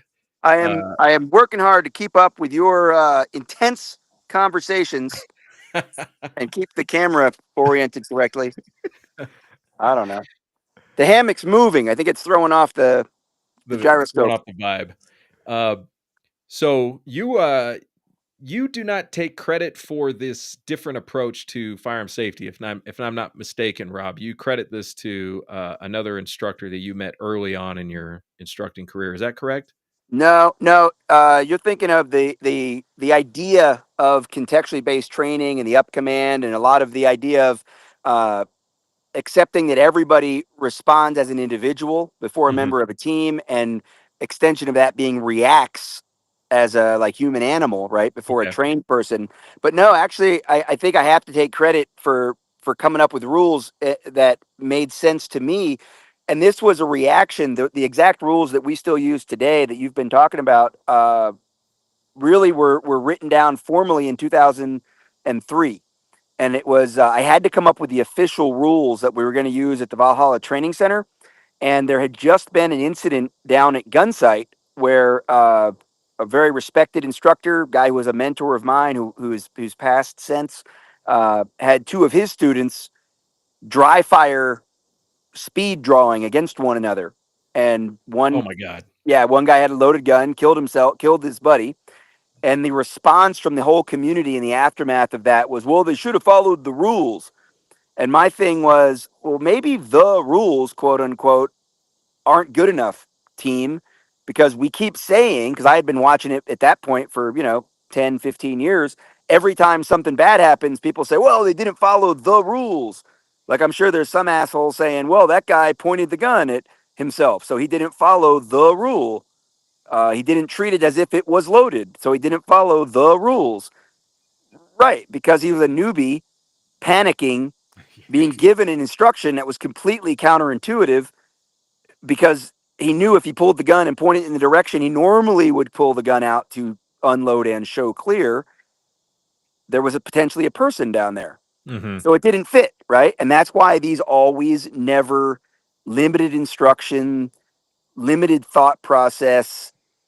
Everyone's going to be safe today, right, guys? Approaches to safety, they just keep failing, and you guys have made that point well. And then Edgar's like, hey, you want to jump on? And I'm like, yeah, I'm not doing anything else. Yeah, so let me ask you, I kind of brought it up already. I don't know if you heard it or not, but my experience with working with instructors and other people who like to educate people about firearms is generally people are stupid. We can't give them the opportunity to think. We have to give them absolute rules that apply in every situation that they just memorize, because we can't count on any kind of critical thought from these people, especially when things get complicated or stressful. I think that's a pretty good summary of the way a lot of people approach it. But it's like delusions of grandeur, right? Like, does that is that I know who you, Mr. Man, who's saying that must be omnipotent and super capable of controlling everything for these poor students you've invited to the range. But what about the new instructor? What about the guy who just got certified by the NRA after a 2 or 3 day class? What about the quote unquote instructor that got certified by some organization to teach a PowerPoint, but has never really been taught how to teach on the range or run a live fire range, that now invites people out there? Are they just as awesome as you, Mr. Man, who thinks the little students can't think on their own? That's the problem. Is it's this weird, I'm going to put myself up on a pedestal. It's why I say, like, what I say, like I say every class, listen, if something happens today, it's my fault. I'm going to take responsibility if somebody gets hurt today, because that's my job. My number one job is to prevent anything from happening.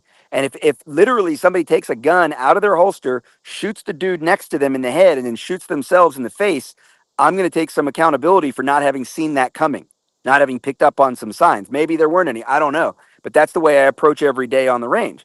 So there are plenty of people who would say, hey, that's not on me. I can't, if some guy's going to intentionally pull a gun out and shoot somebody, what am I supposed to do about that? Well, that's the responsibility you take, my friend, when you Mhm. say you're going to run the range. And that's why that third rule, the big picture rule, says negligently or maliciously. It's supposed to be a reminder to all of us that if somebody wants to hurt us with these guns, they have the opportunity. Ask Chris Kyle, right? Mhm. You have the opportunity to hurt somebody on the range when you come to a class. So if everybody's not thinking about that a little bit and looking around a little bit, right? And then what does that do? That eventually gets us back to proactive mental health care. It gets us back to really talking about these things in a serious adult way that requires some subjectivity and some processing. And unfortunately, most instructors don't want to do that. They want to just say, here's the rules, follow them, and then proceed 30 seconds later to unload a gun and say, okay, this gun's unloaded, right? Now I'm going to do some demos. Mhm. And not expect any of these students to raise their hand and say, wait, sir, didn't you just say treat every gun as if it's always loaded? Now I'm super fucking confused. Right. Well, I think also it's a generally lazy attitude to assume that everybody's Absolutely. too dumb. And I don't I'm not really particularly interested in an instructor who is going to default to a lazy attitude about teaching anything, but especially safety. You're kind of saying, like, I don't want to take the time and effort to make sure that my students understand the concept of what we're doing out here. That's part of it. I think it's hard to in 2025 for me to point a finger at the average instructor because unfortunately now they're like three or four generations of instructors. If you assume like there's a turnover every decade or so, they're 3 or 4 decades or 3 or 4 generations into just repeating this, and they're looking up to these people that have written books and have been on TV and have been their gurus and have run the big schools or founded the big schools, and this is what they said. That's why. So in 2003, I actually went to Clint Smith before he shut down Thunder Ranch One and moved up to Oregon, which recently he and Heidi have left and relocated and moved on to the next chapter. But when he was shutting down Thunder Ranch, Texas, was when I was standing up Valhalla Training Center, and I went down there. All of this had just happened, and I'm like, man, it's frustrating. And he goes, well, let me tell you something. And I'm not going to try to do the Clint voice. He goes, but let me tell you something. The rules, the universal rules, those 4 rules that everybody credits to Gunsight, which he was the original operations director of.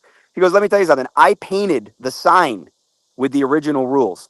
And there were only 3, and they were the rules for gun handling during a gunfight. They weren't the universal rules. They weren't what people make them out to be today. And that whole thing is misrepresented and misunderstood. Now, to be fair, he still uses those rules on his range or a derivation of those rules on the range. And whether you use the 3 rules or the 4 rules, or even if you use our rules, it all comes back to something you said earlier is balancing risk and benefit. And if you're not thinking about that in the moment as the instructor or as the gun owner, you can't turn around afterwards and say, well, the rules. I'm sorry, that means your rules weren't good enough. Mm-hmm. And I say that sitting on a hammock after 25 years next month of teaching as my primary profession and never had a student shoot themselves or anybody else in a class. And as the operational tempo, so to speak, that I've had, the number of classes I've taught, people told me I shouldn't say that, I should knock on wood or whatever, but I started saying it about 20 years or about 5 years ago, once I hit 20 years, because it's worth celebrating. And, Mm-hmm. it should give guys like you who have adopted this practice some level of confidence in it. And knowing that there's other instructors out there who've been going at it for a decade or more who also have that kind of track record, that means something. Because most of the gurus that people look up to who use the rules can't sit on a hammock and say that. Mm-hmm. Yeah. Well, and not only that, I think if you took a class, if you take an IDS class, you might, as an observer or even as a student, might feel like there's something significantly missing from the class. And I'll give you an example.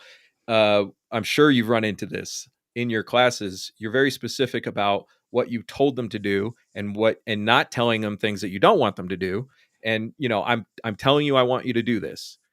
And then everybody turns around to go reload mags, and you hear somebody on the line pointed the gun in the right direction and everything, unloading their gun. And you turn around, hey, what the fuck are you doing? Like, I'm unloading my gun. Why? I didn't tell you to unload the gun.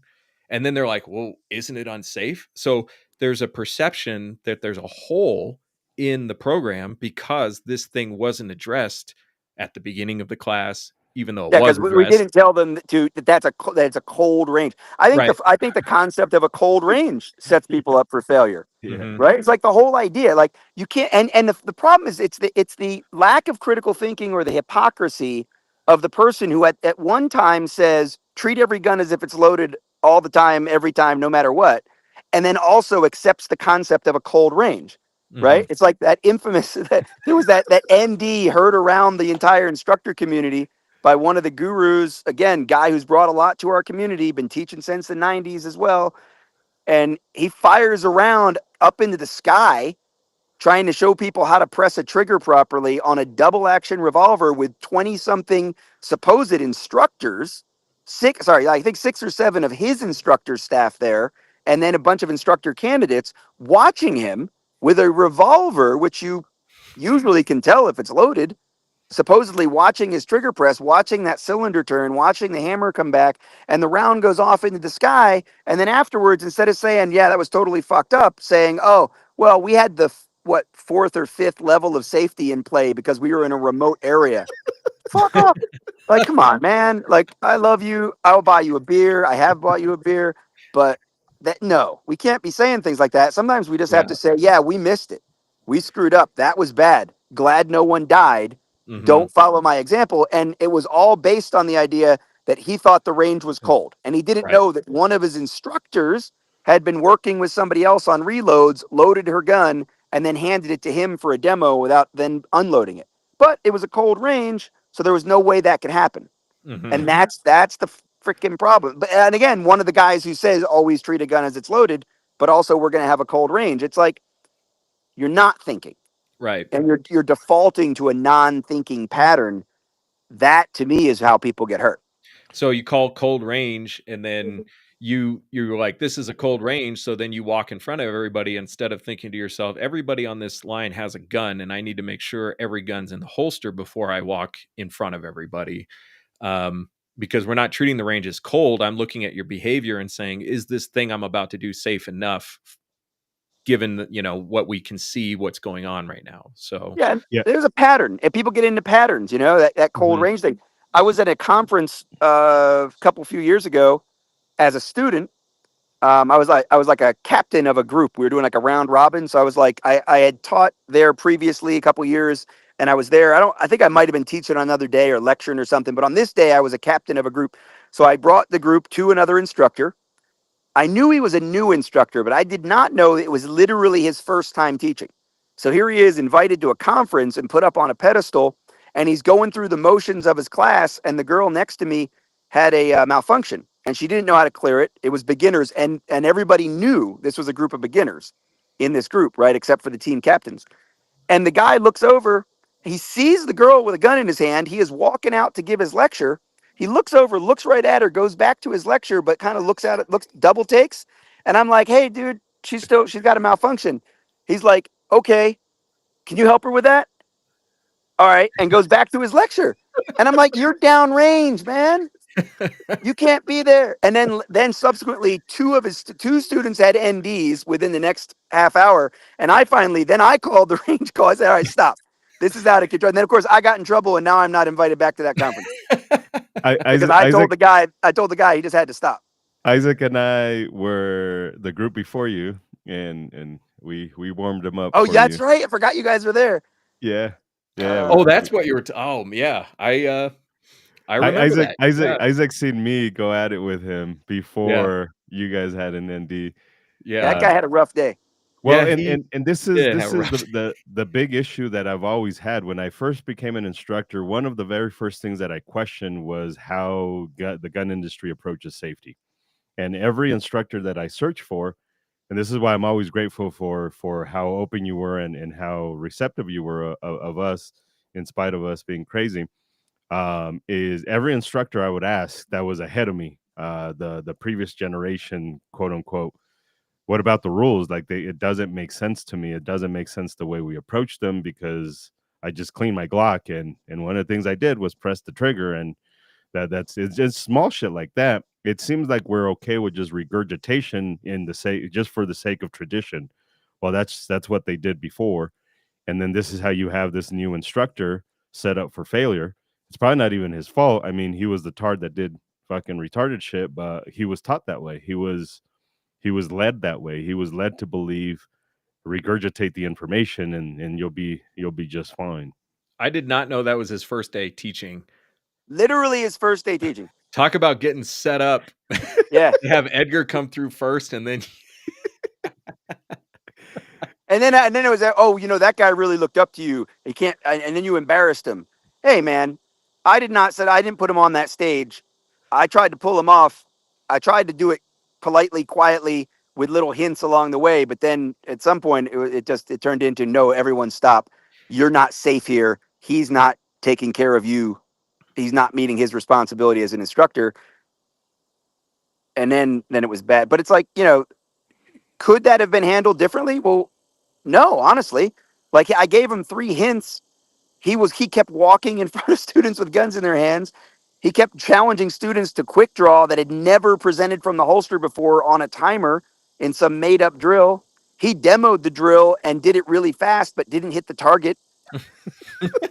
Like everything was wrong. It's like, man.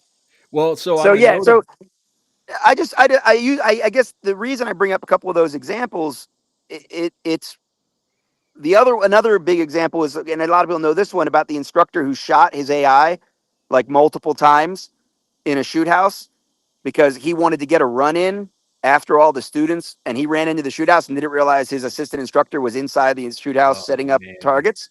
And it was like that came from this demo because the other people were like, well, how fast can you do the run? Hmm. So he wanted to go in and do the run so he could tell his students how fast he could do it. Oh, Phone died. phone died. Phone died. Oh, Oh, he's back. I'm he's back. back. I'm back. Yeah, no, Anastasia's like, why haven't you come back down to the house? I'm up on the hilltop. She expected me back down at the house. I'm hanging out with you guys. So it was, but the people get into these habits of well, this is okay to do. Hmm. And I'm the instructor. It's okay for me to cut corners. Hmm. I'm the instructor. I'm doing what I was taught to do or told to do. Yeah. Yeah. So Joseph has a question. How many hours of training should instructors get, and how many hours under another instructor before going solo? Relevant topic since we're talking about somebody who was flying solo for the first time. Yeah. Unfortunately, it's a very subjective thing. I don't think there's a magic answer, right? It's kind of like when people say, well, I mean, I've sat in the legislative halls with you guys testifying in committees about the fact that you can't draw a line and say students should have 12 hours of training. Students should have 8 hours of training before they can carry a gun in public. Some students are going to need more than that. Some students aren't going to need that much, right? And that's why it's freedom. And freedom isn't safe. And we need to encourage people to meet their responsibility to truly be prepared if they're going to, and responsibly prepared if they're going to carry a gun in public. I think it's the same thing. We, as certifying instructors, need to make sure that that person, in our eyes, is capable of taking responsibility for what happens on a range with all the variables that go with that. And that's why, I don't know, 10, 12 years ago, we instituted the requirement to team teach before any of our certified instructors can be put in what we call active status and advertise themselves as certified IDS or at the time CFS instructors.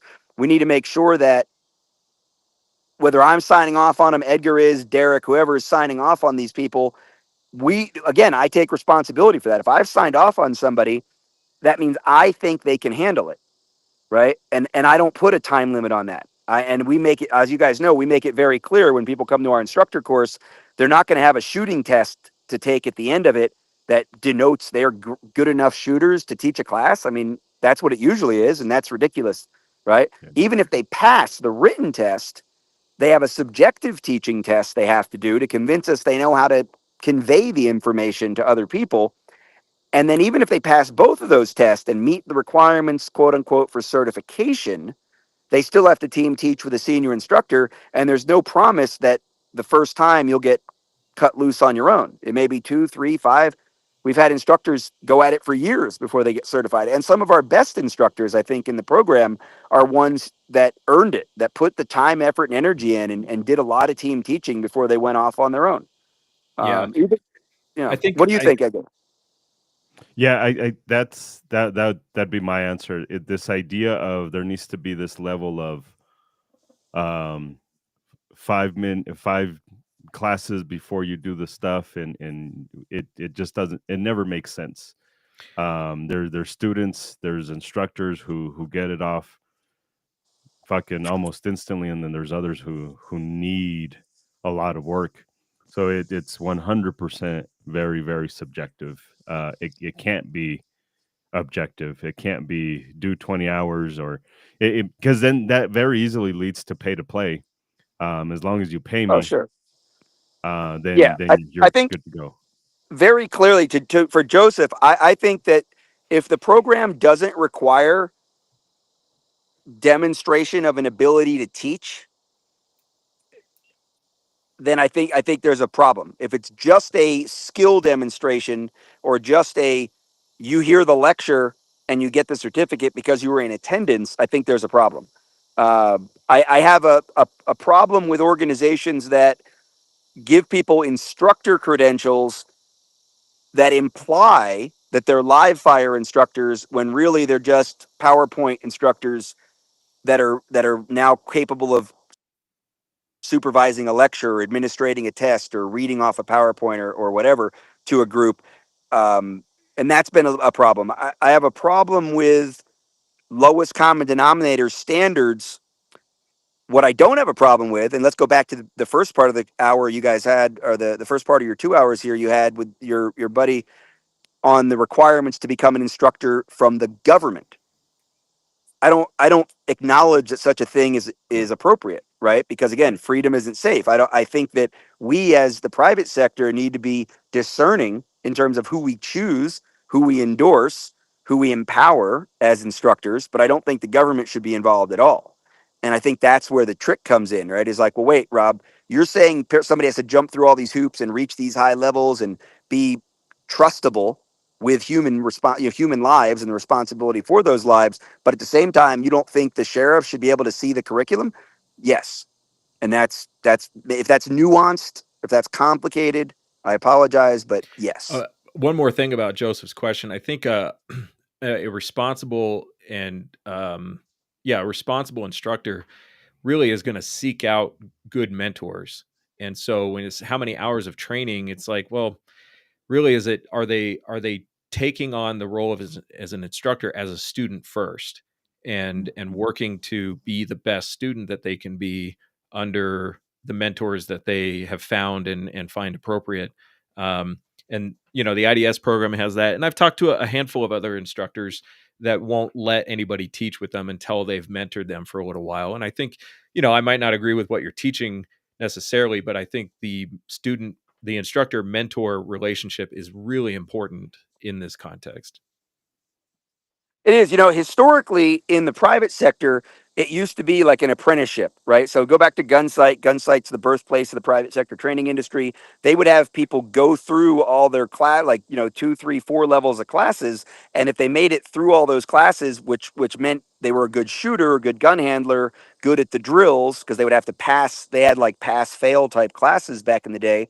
Then eventually people would be invited to become instructors. And if they were going to be invited to become instructors, then there was a process of being an assistant instructor and then being a lead instructor. And then at one point at Gunsight, really like their business model revolved around students that became instructors that were certified to teach Gunsight curriculum back at home. And then they would spend, a couple weeks every year teaching also back at Mecca, back at the Gunsight facility. That's not currently what they're doing, and they haven't done that for a while. But that, for a long time, was how they ran the place, and that created a lot of instructors who were teaching that quote unquote modern technique curriculum around the country, and they had come through an experience of many, many, many hours on the range as a student, watching other instructors, watching different instructors teach the same curriculum, then assisting with the curriculum, then teaching the curriculum under supervision, and then eventually getting cut loose to teach it on their own. And then when training stopped being a hobby, honestly, in the 90s in this country, when we had the growth of shall issue carry, when we had the concealed carry revolution and the shall issue swept across the country, all of a sudden people needed to train.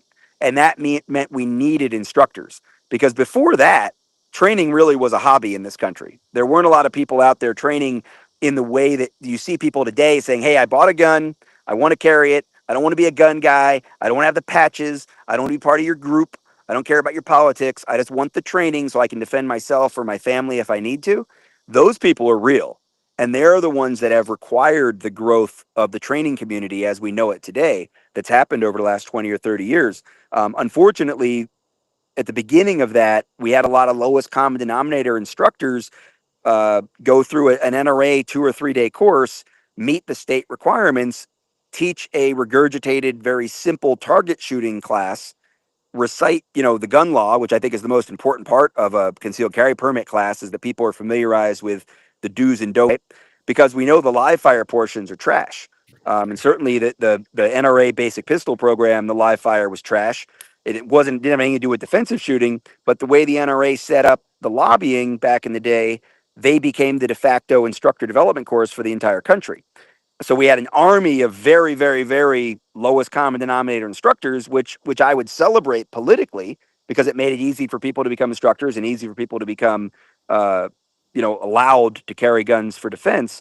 But it really did set us off on a weird tangent of get the piece of paper and check a box instructor certification. Yeah, my experience in the NRA instructor course teaching was reading word for word out of the binder in front of the class. Yeah, exactly. Yeah.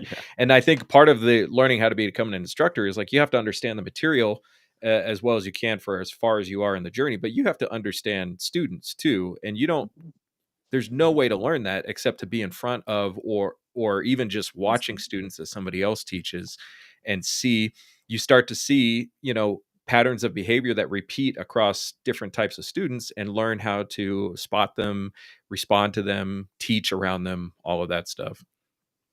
Yeah. 100%. Oh, the sun has set.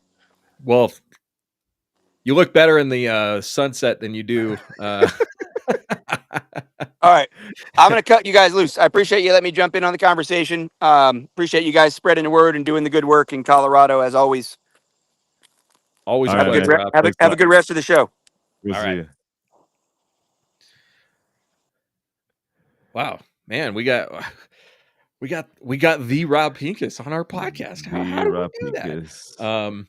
I think that that the nuance, anytime you're interacting with Rob, you're going to hear a lot of nuance. And I think that people really fear that nuance. I think it's part of the reason why we go back to the 4 rules all the time is because like nobody wants to take the time to understand, explain, or live in a nuanced place. But I think with the way that we teach the IDS class, is like you slide people into the nuance. We don't need to cover every single nuance topic right away. I'm going to introduce some nuance to you, and then we're going to build on that throughout the class. Yeah. And I think that's a big issue, right? We see this with humans who ask us that when could I shoot the bad guy? Mm-hmm. I don't know. Like, and that's the nuance. People just want to be told what to do. Instructors that unfortunately we have that come out of the NRA, and dare I say, a portion of the USCCA nowadays are those instructors. Just tell me what to say. Mm-hmm. Like once you tell me what to say, then I don't. It's not as scary because now you've told me what to say. I know one lady here in the state of Colorado. She's not a nice lady, but she cannot do a class without her PowerPoint presentation. Cannot do Mm-hmm. it. Cannot do it. We did a seminar together and she fucking lost it. The students didn't get to see that, but she fucking lost it. I was like, no, we just won't use the PowerPoint. She's like, no, but I need my PowerPoint. Like, how else would I know what to teach? Yeah. And unfortunately, she mentioned this in the class. She's like, I don't have my PowerPoint, so I don't know. Like I think that's an issue is when people don't want to discuss the nuance, when people don't want to because now that's a reflection of your understanding of the information, which might be zero. Mm-hmm. It might be this idea of like, I don't know shit. And when you get into the nuance, I can't discuss it because I don't know shit. But it's important to understand the nuance. It's important to understand why we say the 4 rules suck, and then we get to explain why they suck. We can have a chat with John about why it's important for us to poke the bear. We have to have that nuanced conversation. Yeah. The Arms Men says, I got to say, excellent chat. Very informative, valid points. I come across way too many so-called instructors, in my opinion, do not qualify for the title. I get the sentiment, definitely. That's tricky because there is this element of like, what are you teaching and what are you not teaching? Like I call myself an instructor, and if somebody came to me and said, hey, you're a firearms instructor, can we do some long range instruction? The answer is no. No. I'm not qualified to do that. Yeah. I'm not I mean, I could teach you a couple of things, but I'd probably make you worse. um, and there's a lot of different things that you could explore and teach around firearms. And so if somebody comes to me and says, "Oh, you're an instructor, can you teach me this?" Most of the things that they're going to ask me to do, I'm probably going to say no. Yeah. I'm not that instructor, and somebody else can do that better for you than I can. So there is a guy that I see him at least once a year, because we end up at the same event every year. And the guy's like a master level trap shooter.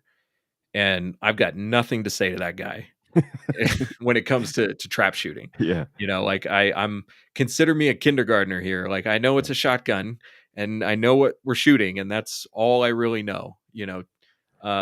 And on the flip side, he doesn't come over to the pistol range, to try to teach, pistol handling. He wants to learn for himself, knowing that he's been doing shotgun training for 40 years. He doesn't come over to the pistol range and be like, "Hey guys, I'm an instructor." It's like, he doesn't Yeah. say any of that. So Yeah. Well, I think we're maxed out for today. Like, yeah, I mean, we covered a lot. quite a bit. Even though they're not on anymore, I definitely want to say another thanks to John and Rob for participating, and to everybody who participated in the chat. I think the content of this podcast gets a lot better when people participate in the chat, even if it's like you're not sure if you're going to say the right thing. That's I'm if we challenge something you say, it's not about you at all. It's just we're trying to put the best information out, and we're going to use anything that comes our way to explore that stuff. Yeah. So Yeah. Appreciate that stuff. Remember gfenational.com. We have a lot of stuff for Colorado there, but we now have Nevada up there, and we're slowly working to get as many states as possible. What we're doing is trying to add instructors that have gone through the IDS course. And if that instructor is doing a lot of classes so far, I'm kind of struggling keeping up with that stuff. The next one is probably going to be California with DeSargo. So we're trying to add these states. My biggest struggle is, as I add these states, I also want to add their laws, and I want to become familiar. So going to if you just go to our website again, gfenational.com, just so you guys kind of know a little bit about what the fuck we're doing, and what to look for as we move forward, and why it takes some time for us to do all of this stuff. It's not super easy to do. I'm gonna pull it up just so you guys watching, those of you guys that are watching, kind of understand. So I have Nevada, and in Nevada, I've got poor people internet right now, apparently, so it's taking a while to load. So now I have all of the laws for Nevada, and so reading up on them, and then copying and pasting it's pretty tough, and getting the correct one, and then getting all of them and organizing them, and all that stuff. It gets complicated. So I'm doing this for all 50 states eventually. So eventually, Guns for Everyone National is going to have all of the states up there, but I want to start off by doing the states that we have instructors that are consistently doing classes. We have instructors in states that'll do one or two in their home state, but then they travel a lot, so it's not like it's not consistent. So, but we do have permit classes for Nevada. We have defensive shooting for Nevada. So there's quite a bit there for Nevada right now. So check that shit out. That's what we're working on. Hopefully we'll have a state. So if you want to become an instructor in your state, we have instructor development courses. We're working on one in late September, I think is what we're talking about right now. So we'll see. I need to text Pincus and see what day we're going to do it. So at any rate, that's what we've got going on for GFE National. We've got competitions coming up. Competitions. got one on Saturday. Got one on Saturday, and then we've got one in August. Every month we're going to do at least once. Do it once, and but yeah, that's what we've got coming up. Cool. Well, thanks again for everybody participating, and